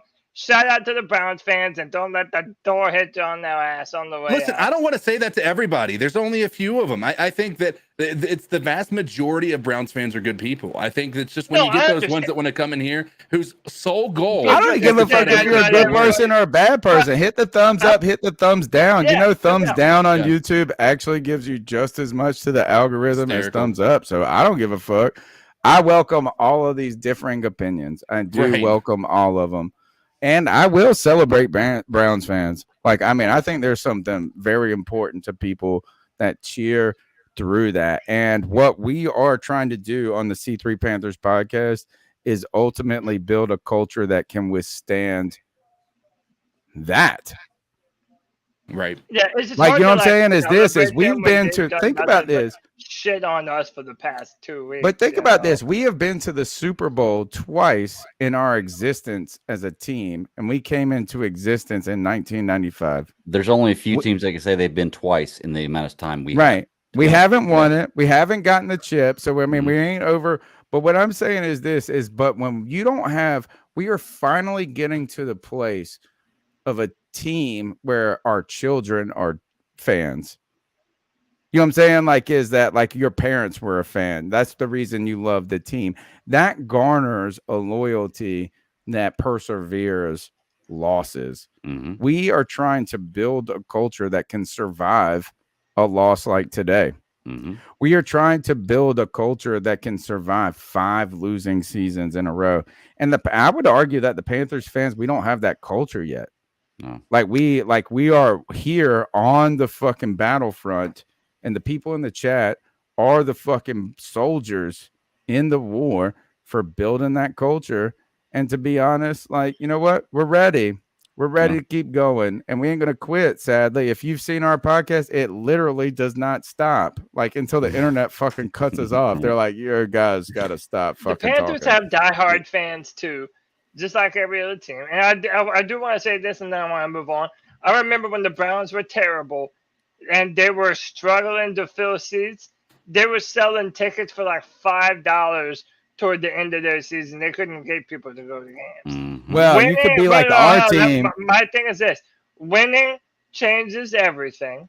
And if you look at these past 3 seasons and what the Panthers have put us through, I would say the Panthers have an underrated crew of diehard fans that are willing to go through them through the fucking thick and thin of it. I think that's all of us. I think that's every badass that continuously C3 Panthers podcast. And I think that we do have that. We just have to continue to build upon that. And the only way you do that is home, which the Panthers do not do. And our home advantage and our fan base won't be comparable until we start doing just that. All right, next call. Tony. Is this the same one? It's the same one. Yeah. It's your boy. Next one. All right. Hey, guys. It's the growl that makes him howl, a.k.a. Joey the Blind Panther. A guy who was actually at this game. Couldn't see a thing. And honestly, sorry, I think we have something here. It would like that. I know a lot. I know we're upset because, dude, that thing sucked. We fucking had it. Come on. You got to do better, and you got to do better than that in the first half. And Matt Rule. Matt Rule's gonna Matt Rule, I guess. So, but honestly, I think we have something. It's week 1, y'all. It's week 1. Week 1 is like the most unpredictable week. It's almost like preseason because, like, you have so many anomalies. Like, remember last year, the Ravens, or it was some team that beat a really good team, like 59-3 or some crazy shit. And that was like, the team that beat them was kind of crappy. I forgot what it was. But I think that we just have to turn it on because, you know, the cardiac cats are back at it again. They, very cardiac. First half, do shit. Best part of the first half was technically not the first half, which was actually no, it wasn't. It technically wasn't the first half. it was the national anthem singing and the honoring of the veterans and stuff. That was the best part. And then Sugar Ray performing every morning and Fly at halftime. But it was insane too because that stadium was loud. It was very loud today. And I admit I was probably responsible for about 2% of that noise, making a lot of noise. But it was loud. We almost had it. We were into it. Should have had that. And if that rule keeps doing this type of shit, and I blame it on him because the play calling sucked. Where was Cy Smith? He wasn't in today. I did like the way they used McCaffrey, tried to keep him as pristine as possible, but I'm going to go now so I don't get cut off. Anyway, guys. Wow. Like good that, one. like that. That's a good one. Yeah, man. All right. Hey, I like Cy Smith. I like what our weapons are capable of. I just don't like how they're utilized. Right. All right. Next call. Hey guys, my name's Craig. I'm a first-time caller, and I've been listening to you guys for about an hour, so I had to call in and put a 2 cents in.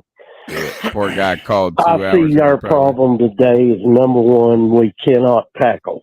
I challenge you guys to go back and watch the film, and we are horrible tacklers. I cannot believe how many first-time misses there were. Secondly, our defensive ends can't set the edge. They ran on the outside of us all day. I'm seriously concerned about our linebackers. Yeah. I don't think our linebackers are taking on guys. They're fast, but they're too small, and they're missing their tackles. Next is the offensive line was terrible in the first half. Just terrible, I think. And then lastly, McAdoo. Cannot believe how little that Christian was involved in the offense. Those are my thoughts. Thanks, guys. Enjoy what you do. Bye. First time caller, Thanks, big Greg. time winner right here is like I'm writing this number down as in the top 3. We got Chunk, Pickle, we got the short call. And this one I feel like is in the top ranks. That was Craig. Craig. Very good call.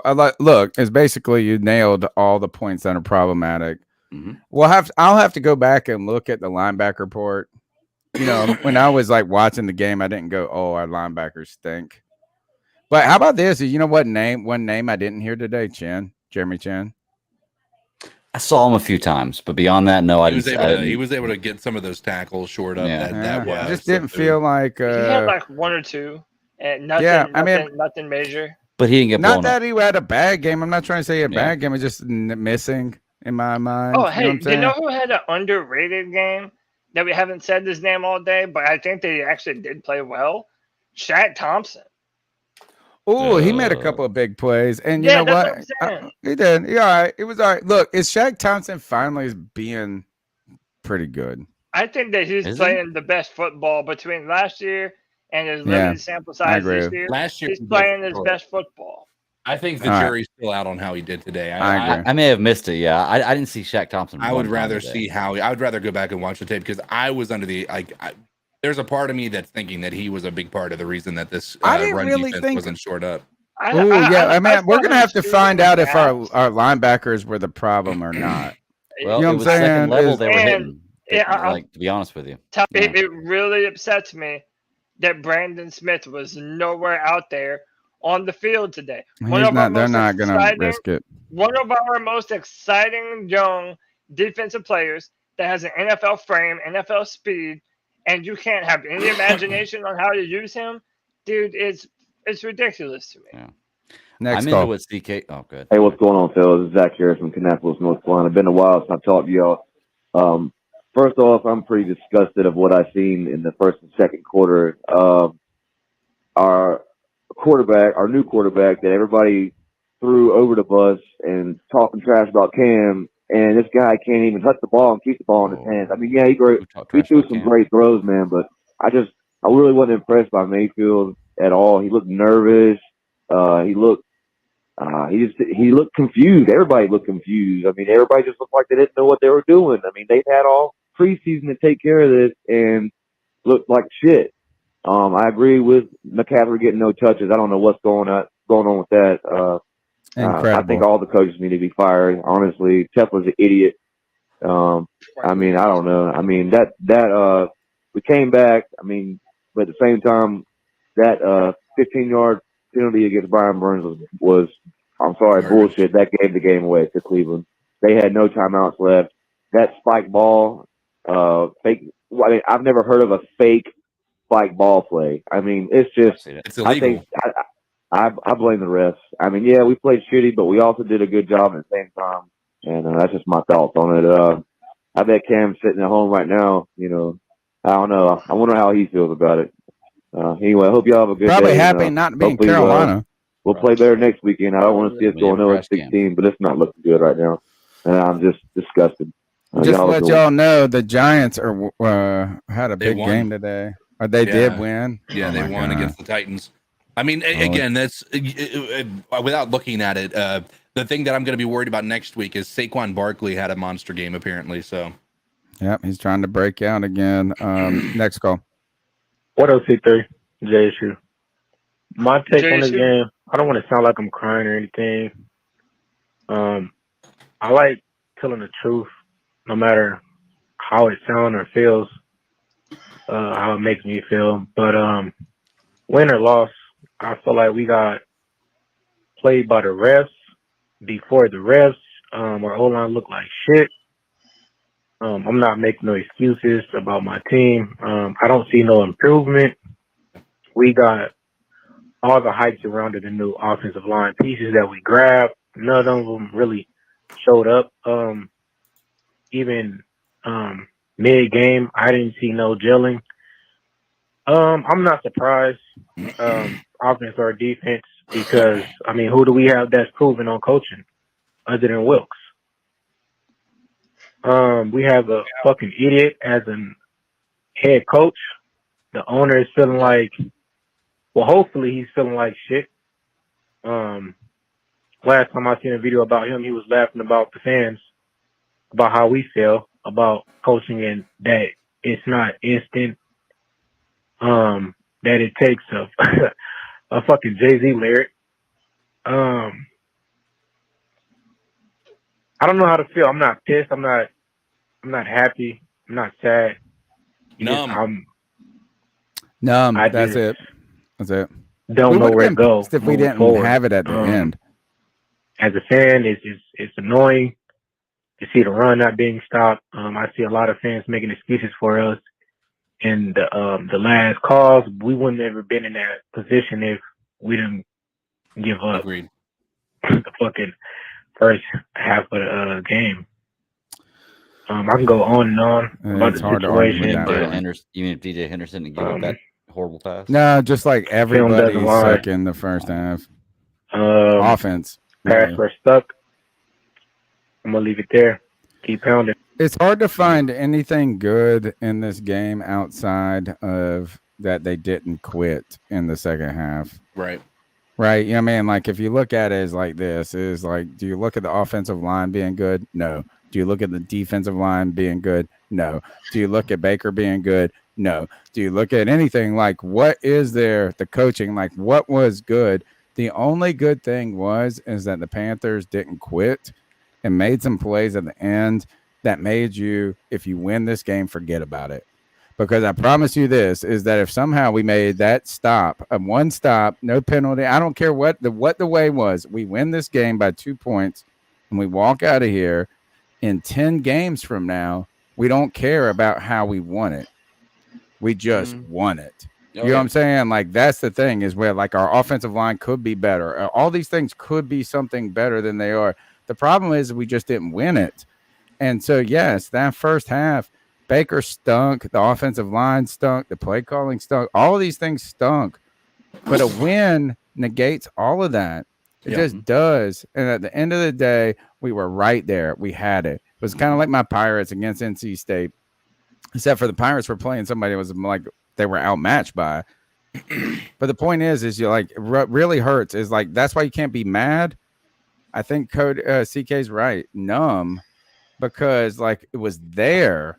So you're not angry, you're not sad, you're not happy. It's just like it was fucking there, and you just missed it. You just dropped the ball. You know what's most optimistic about it? That game last year, we would have never had any bounce back from. Right. We would have got blown out like 70 we would have or 35 to 4. We would have gotten worse and worse as the day went on. Like when you put that pressure on Sam Darnold, he wasn't coming up to the task. Right. Now, again, the thing that sucks is that it happened the way that it did. I think this was an automatic win in a lot of Panthers fans' minds because of the fact we were going up against Jacoby Brissett. But I think a lot of people forgot that our run defense was abysmal last year, and that carried over into this year. Yeah, sad. All right, next call. Wham, bam! What the fuck just happened, Panther fans? If that wasn't just the fucking biggest Panther game I've ever seen in my life, I don't know what. Hey, we suck. Hey, we're coming back, and we suck. But for real, like 3 carries in the first half for Christian McCaffrey. What the fuck are y'all doing? That's impossible. Like it felt like they were trying to get Baker in a groove to have him have this feel-good story or something. Agreed. I don't know. It was fucking stupid. But 0-1. Fucking bullshit. I said on the Friday free for all, Robbie Anderson gonna have a good game, and he did. He balled out. I called it. So I don't know. I'm drunk. And hell yeah. What Cody? I don't know. How else I'm gonna end this? All right, next call. He loves. Is this better? Can y'all hear me now? Yeah, Locke's got a new phone. Oh yeah, I'm much better. Cody, What's up? tell your boy Twan, Don, Ryan, whatever his name is, that C-Mac is not overrated. C-Mac needs to touch the ball in order for this team to win. When he don't touch the ball, this team will lose. The defensive run game will get better as the year goes on.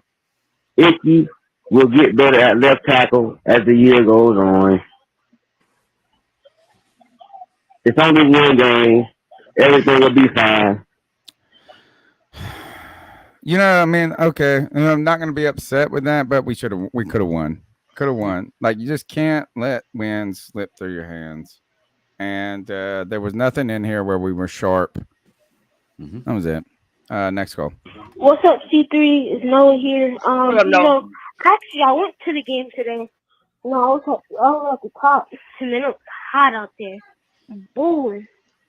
And, man, I gotta say, I'm actually thankful for the game. I mean, we didn't stop the run for nothing. Those touchdowns that we had, we could have stopped, not our touchdowns, I mean their touchdowns. We could have stopped that. Like, come on, man. We gotta stop that run game. I mean, we look like fools at that game. I gotta say that. We look like fools. Yeah. I mean, I didn't stay the whole thing because I had a baby shower I had to go to, but, the time I was said there. He had a baby shower? Right. What is that?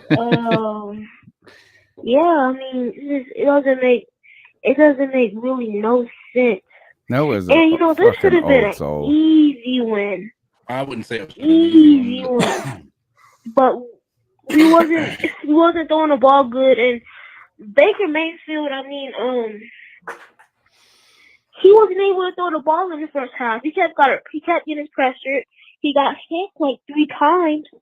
I mean, I don't know, guys, but we need to fix this before it get out of control, especially coming into this game versus the Saints. And I mean, we just have to fix this. We have to change up some game and fire Matt Rule and get something going. All right, guys.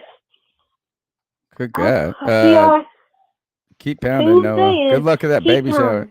Eat all those cheese pounding. straws. Eat all those cheese straws. They are really expensive for some reason. Next call. Hey, Hey, it's Big Mike here. I just wanted to give you some thoughts on the game.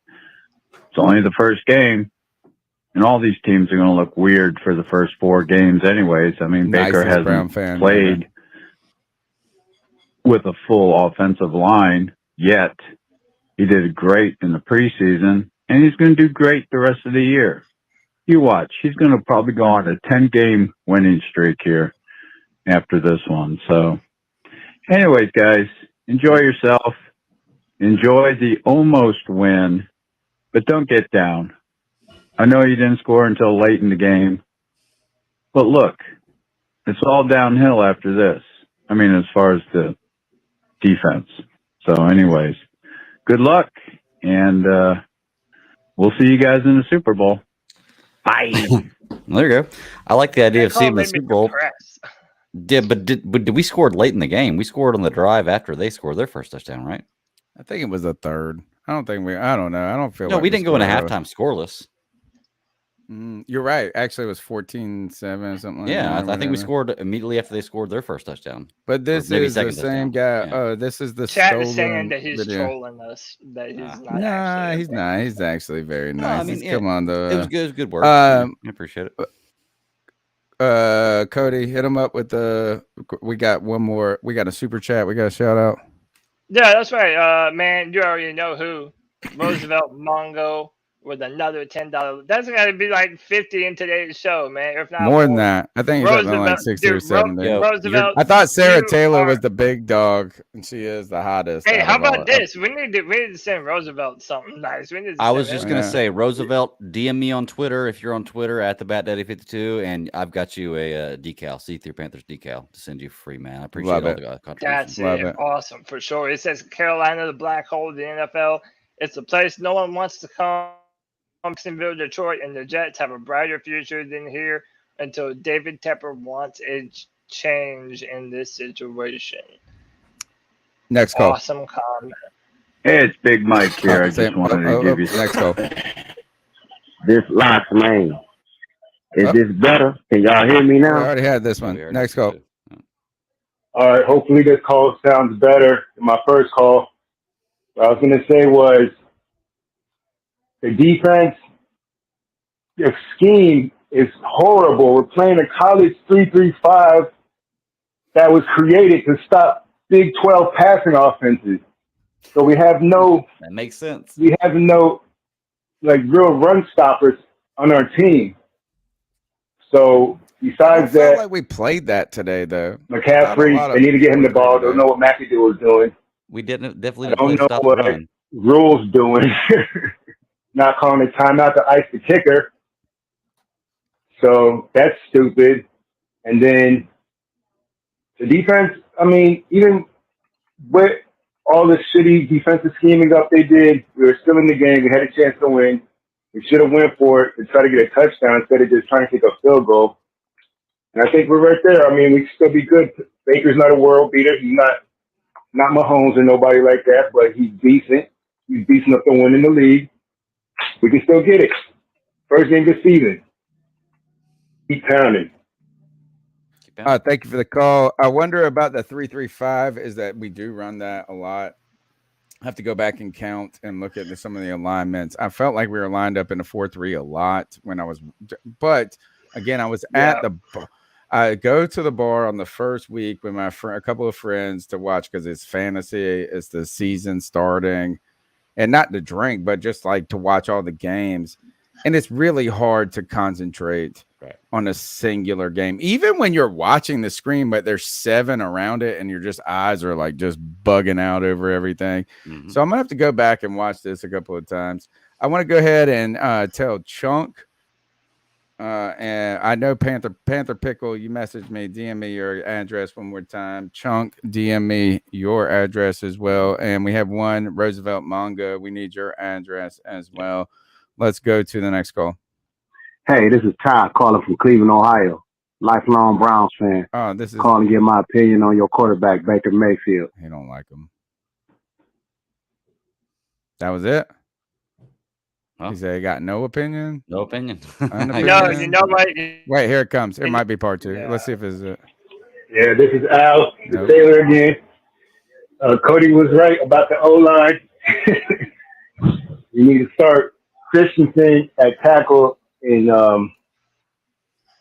Quanu at guard, and then we need to put Bozeman in the game because Elfman's obviously trash. He's been trash since last year. You try them everywhere, but you can't work them. You can't use them, like Mike Singletary says. And then McAdoo, you just got to figure out the offense. It's garbage. Garbage offense to start the game.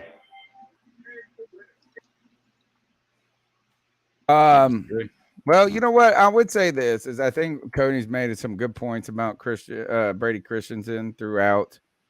I understand people that have said we have drafted Ike Ekwonu to be a left tackle. I also understand that Ike Ekwonu is going to have some growing pains at left tackle. So I'm not ready to just completely say, oh, we should have done it a different way. We should have kind of expected a game like this in many ways. It's a tough match against him and Myles Garrett, some different things like that. But I think Cody's been right on the money about this. Is like at the end of the day, it's about the best 5 and the best placement of those 5, not about what will be, but like what we can be right now. And we do believe, like, I mean, you know what? Nobody called Brady Christensen out today as being a weak link, and we'll have to go back and look at that. So we'll Something see. I did notice: whenever he was in the verge of getting his ass kicked, Brady was looking over at him, watching him, like looking to see what. Like he had his guy manned up. He knew that he was clean, and he's looking over at Icky to see if he holds up, and he doesn't. I go back to that clip during the training camp when it was Brian Burns. Brian Burns hit him with the speed rush. Christensen picked it up and then stopped the bull rush. I just think that guy needs to be our left tackle. I really do. I said that before, and I got a lot of criticism for that. But run the football, do it behind Ikem Ekwonu. And by the way, Ikem Ekwonu is more important to the Panthers if you put him at left guard than he is at left tackle. Because I think you just run the football behind Ikem Ekwonu. But all right, I think this might be my man's call. Might be the final call. Okay, this is Ty calling back. Hey, you know what? Baker was my favorite player. You know what I'm saying? Coming out of college, he was my favorite player. He was my favorite player on the Browns. So I'm gonna give it to you raw. I'm gonna give it to you real, and I'm gonna give it to you raw. Baker was my favorite player. I went to the game against the Jets when he came off the bench and he won, and the whole stadium got free beer. Baker was beloved in Cleveland. We loved Baker. We loved all the commercials and everything. But slowly but surely, we seen what kind of quarterback he was. He was not good enough to where we want to go. This new regime at the Browns don't have time to play around. He's not good enough. We made the tough call. We did what we had to do. We got rid of him for a song and a dance, but that's okay. We were better with Jacoby Brissett because he did not turn the ball over. We ran Chubb and Hunt up your gut like we knew we would for the last 4 or 5 months. Okay? You want to put a rookie on Myles Garrett, you should have triple teamed him with a back chipping. You can't run CMC up the middle on us. He a fantasy back. That's the point where you're wrong there, buddy, because he ran up the middle and you quite fine today. Like grits in the morning. That's all I got to say. Thanks for tuning into the show. Thanks for calling in. I want to point out a couple of things. You said you gave up on him slowly but surely, but that was also one season. You were just fucking celebrating him one season earlier after you beat the Steelers in the playoffs, and he had his best season ever. Number 2 is that like everybody who didn't want Baker Mayfield in Carolina just said what you said, which is like we run the ball with Chubb and Kareem Hunt, whatever. So what's that got to do with Baker being bad? Right. I guess you can talk about the turnovers, but don't give me that slowly but surely mess. Slowly but surely, like they got one playoff season. They're like, you know what? We gonna win the Super Bowl. I am ready to happily escort the Browns fans away from us talking all this shit.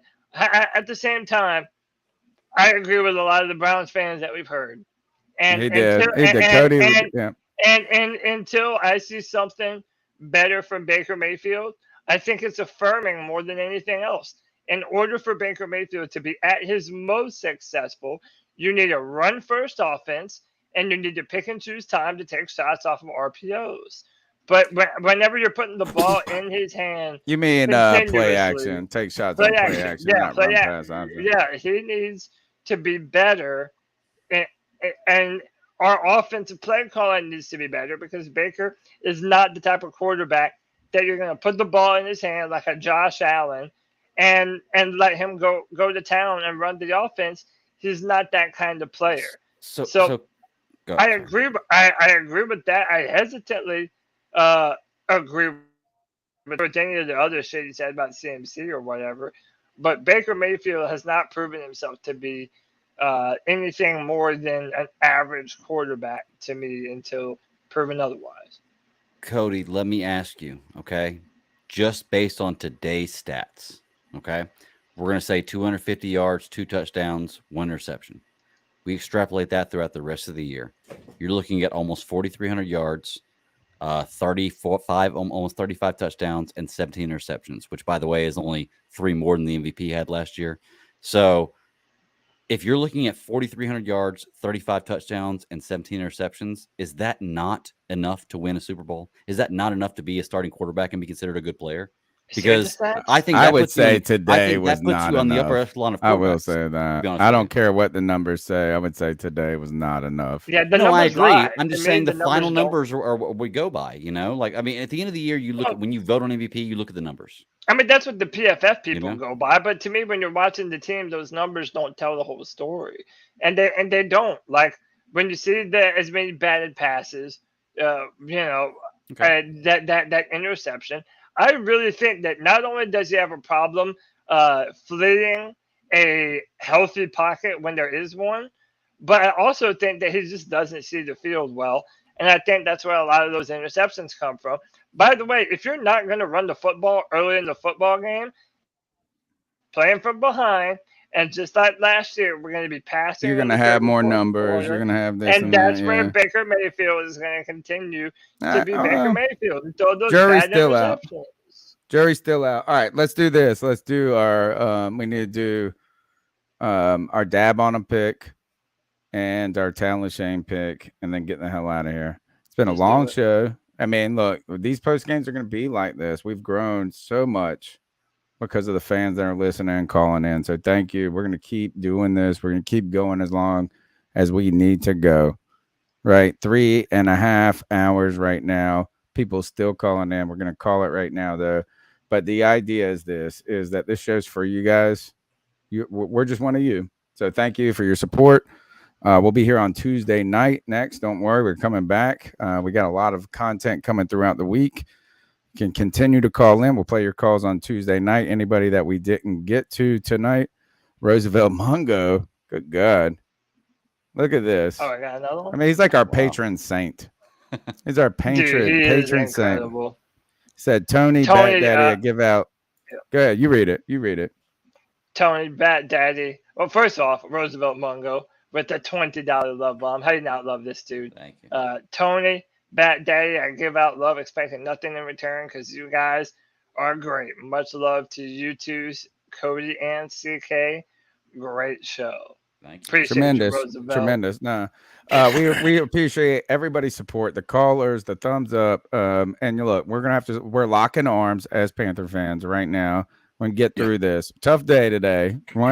Really, I think it was harder for me because we let it slip through our hands. Right? Is that nothing was great today, but it was an opportunity to win and was very difficult for me.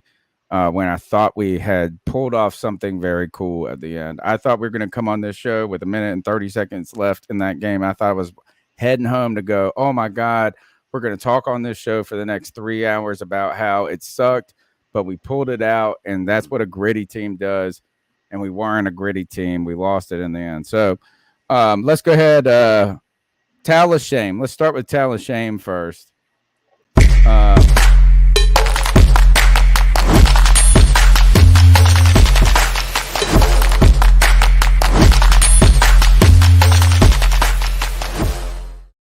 This is where we call out our player or person that we think needed to step up more. And I'm going to go and say J.C. Horn. And I know you guys don't love it, but I felt like J.C. Horn, and I don't think he's a bad player. I think he's going to be good. I just felt like everybody has given him pass after pass after pass and coronated him as the greatest. And right away, he had a struggle bus first half of this game. So I'm going to say this. As talent shame goes to J.C. Horn, we need you to earn it, shut these down. And the guy, the really thing that kind of irritated me, I'm not irritated, but why was C.J. Henderson on Amari Cooper?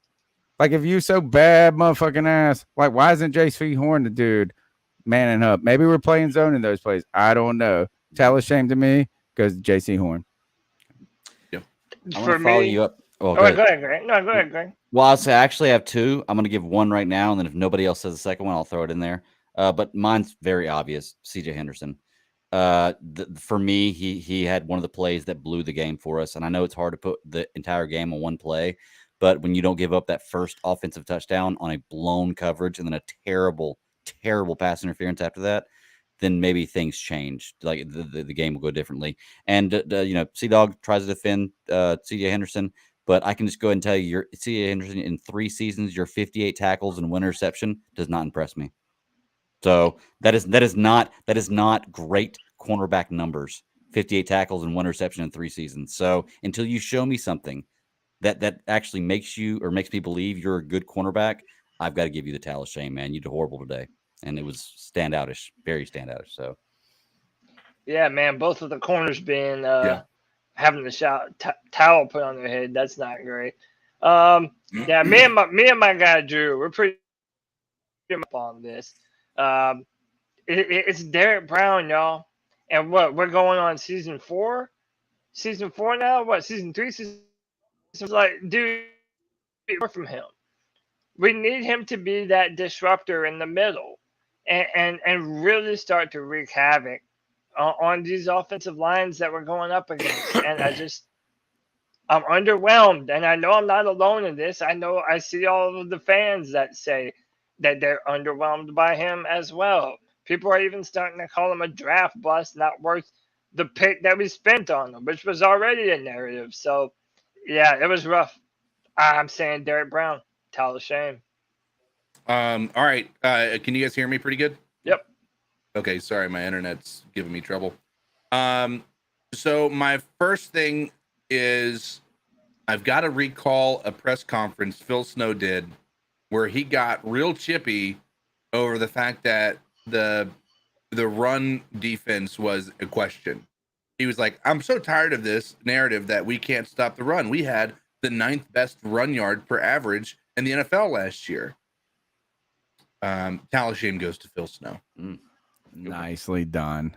Nicely done. Because he did pull that out. Like, it's average and boo. Like, well, it doesn't matter if you can't stop the run when it actually matters.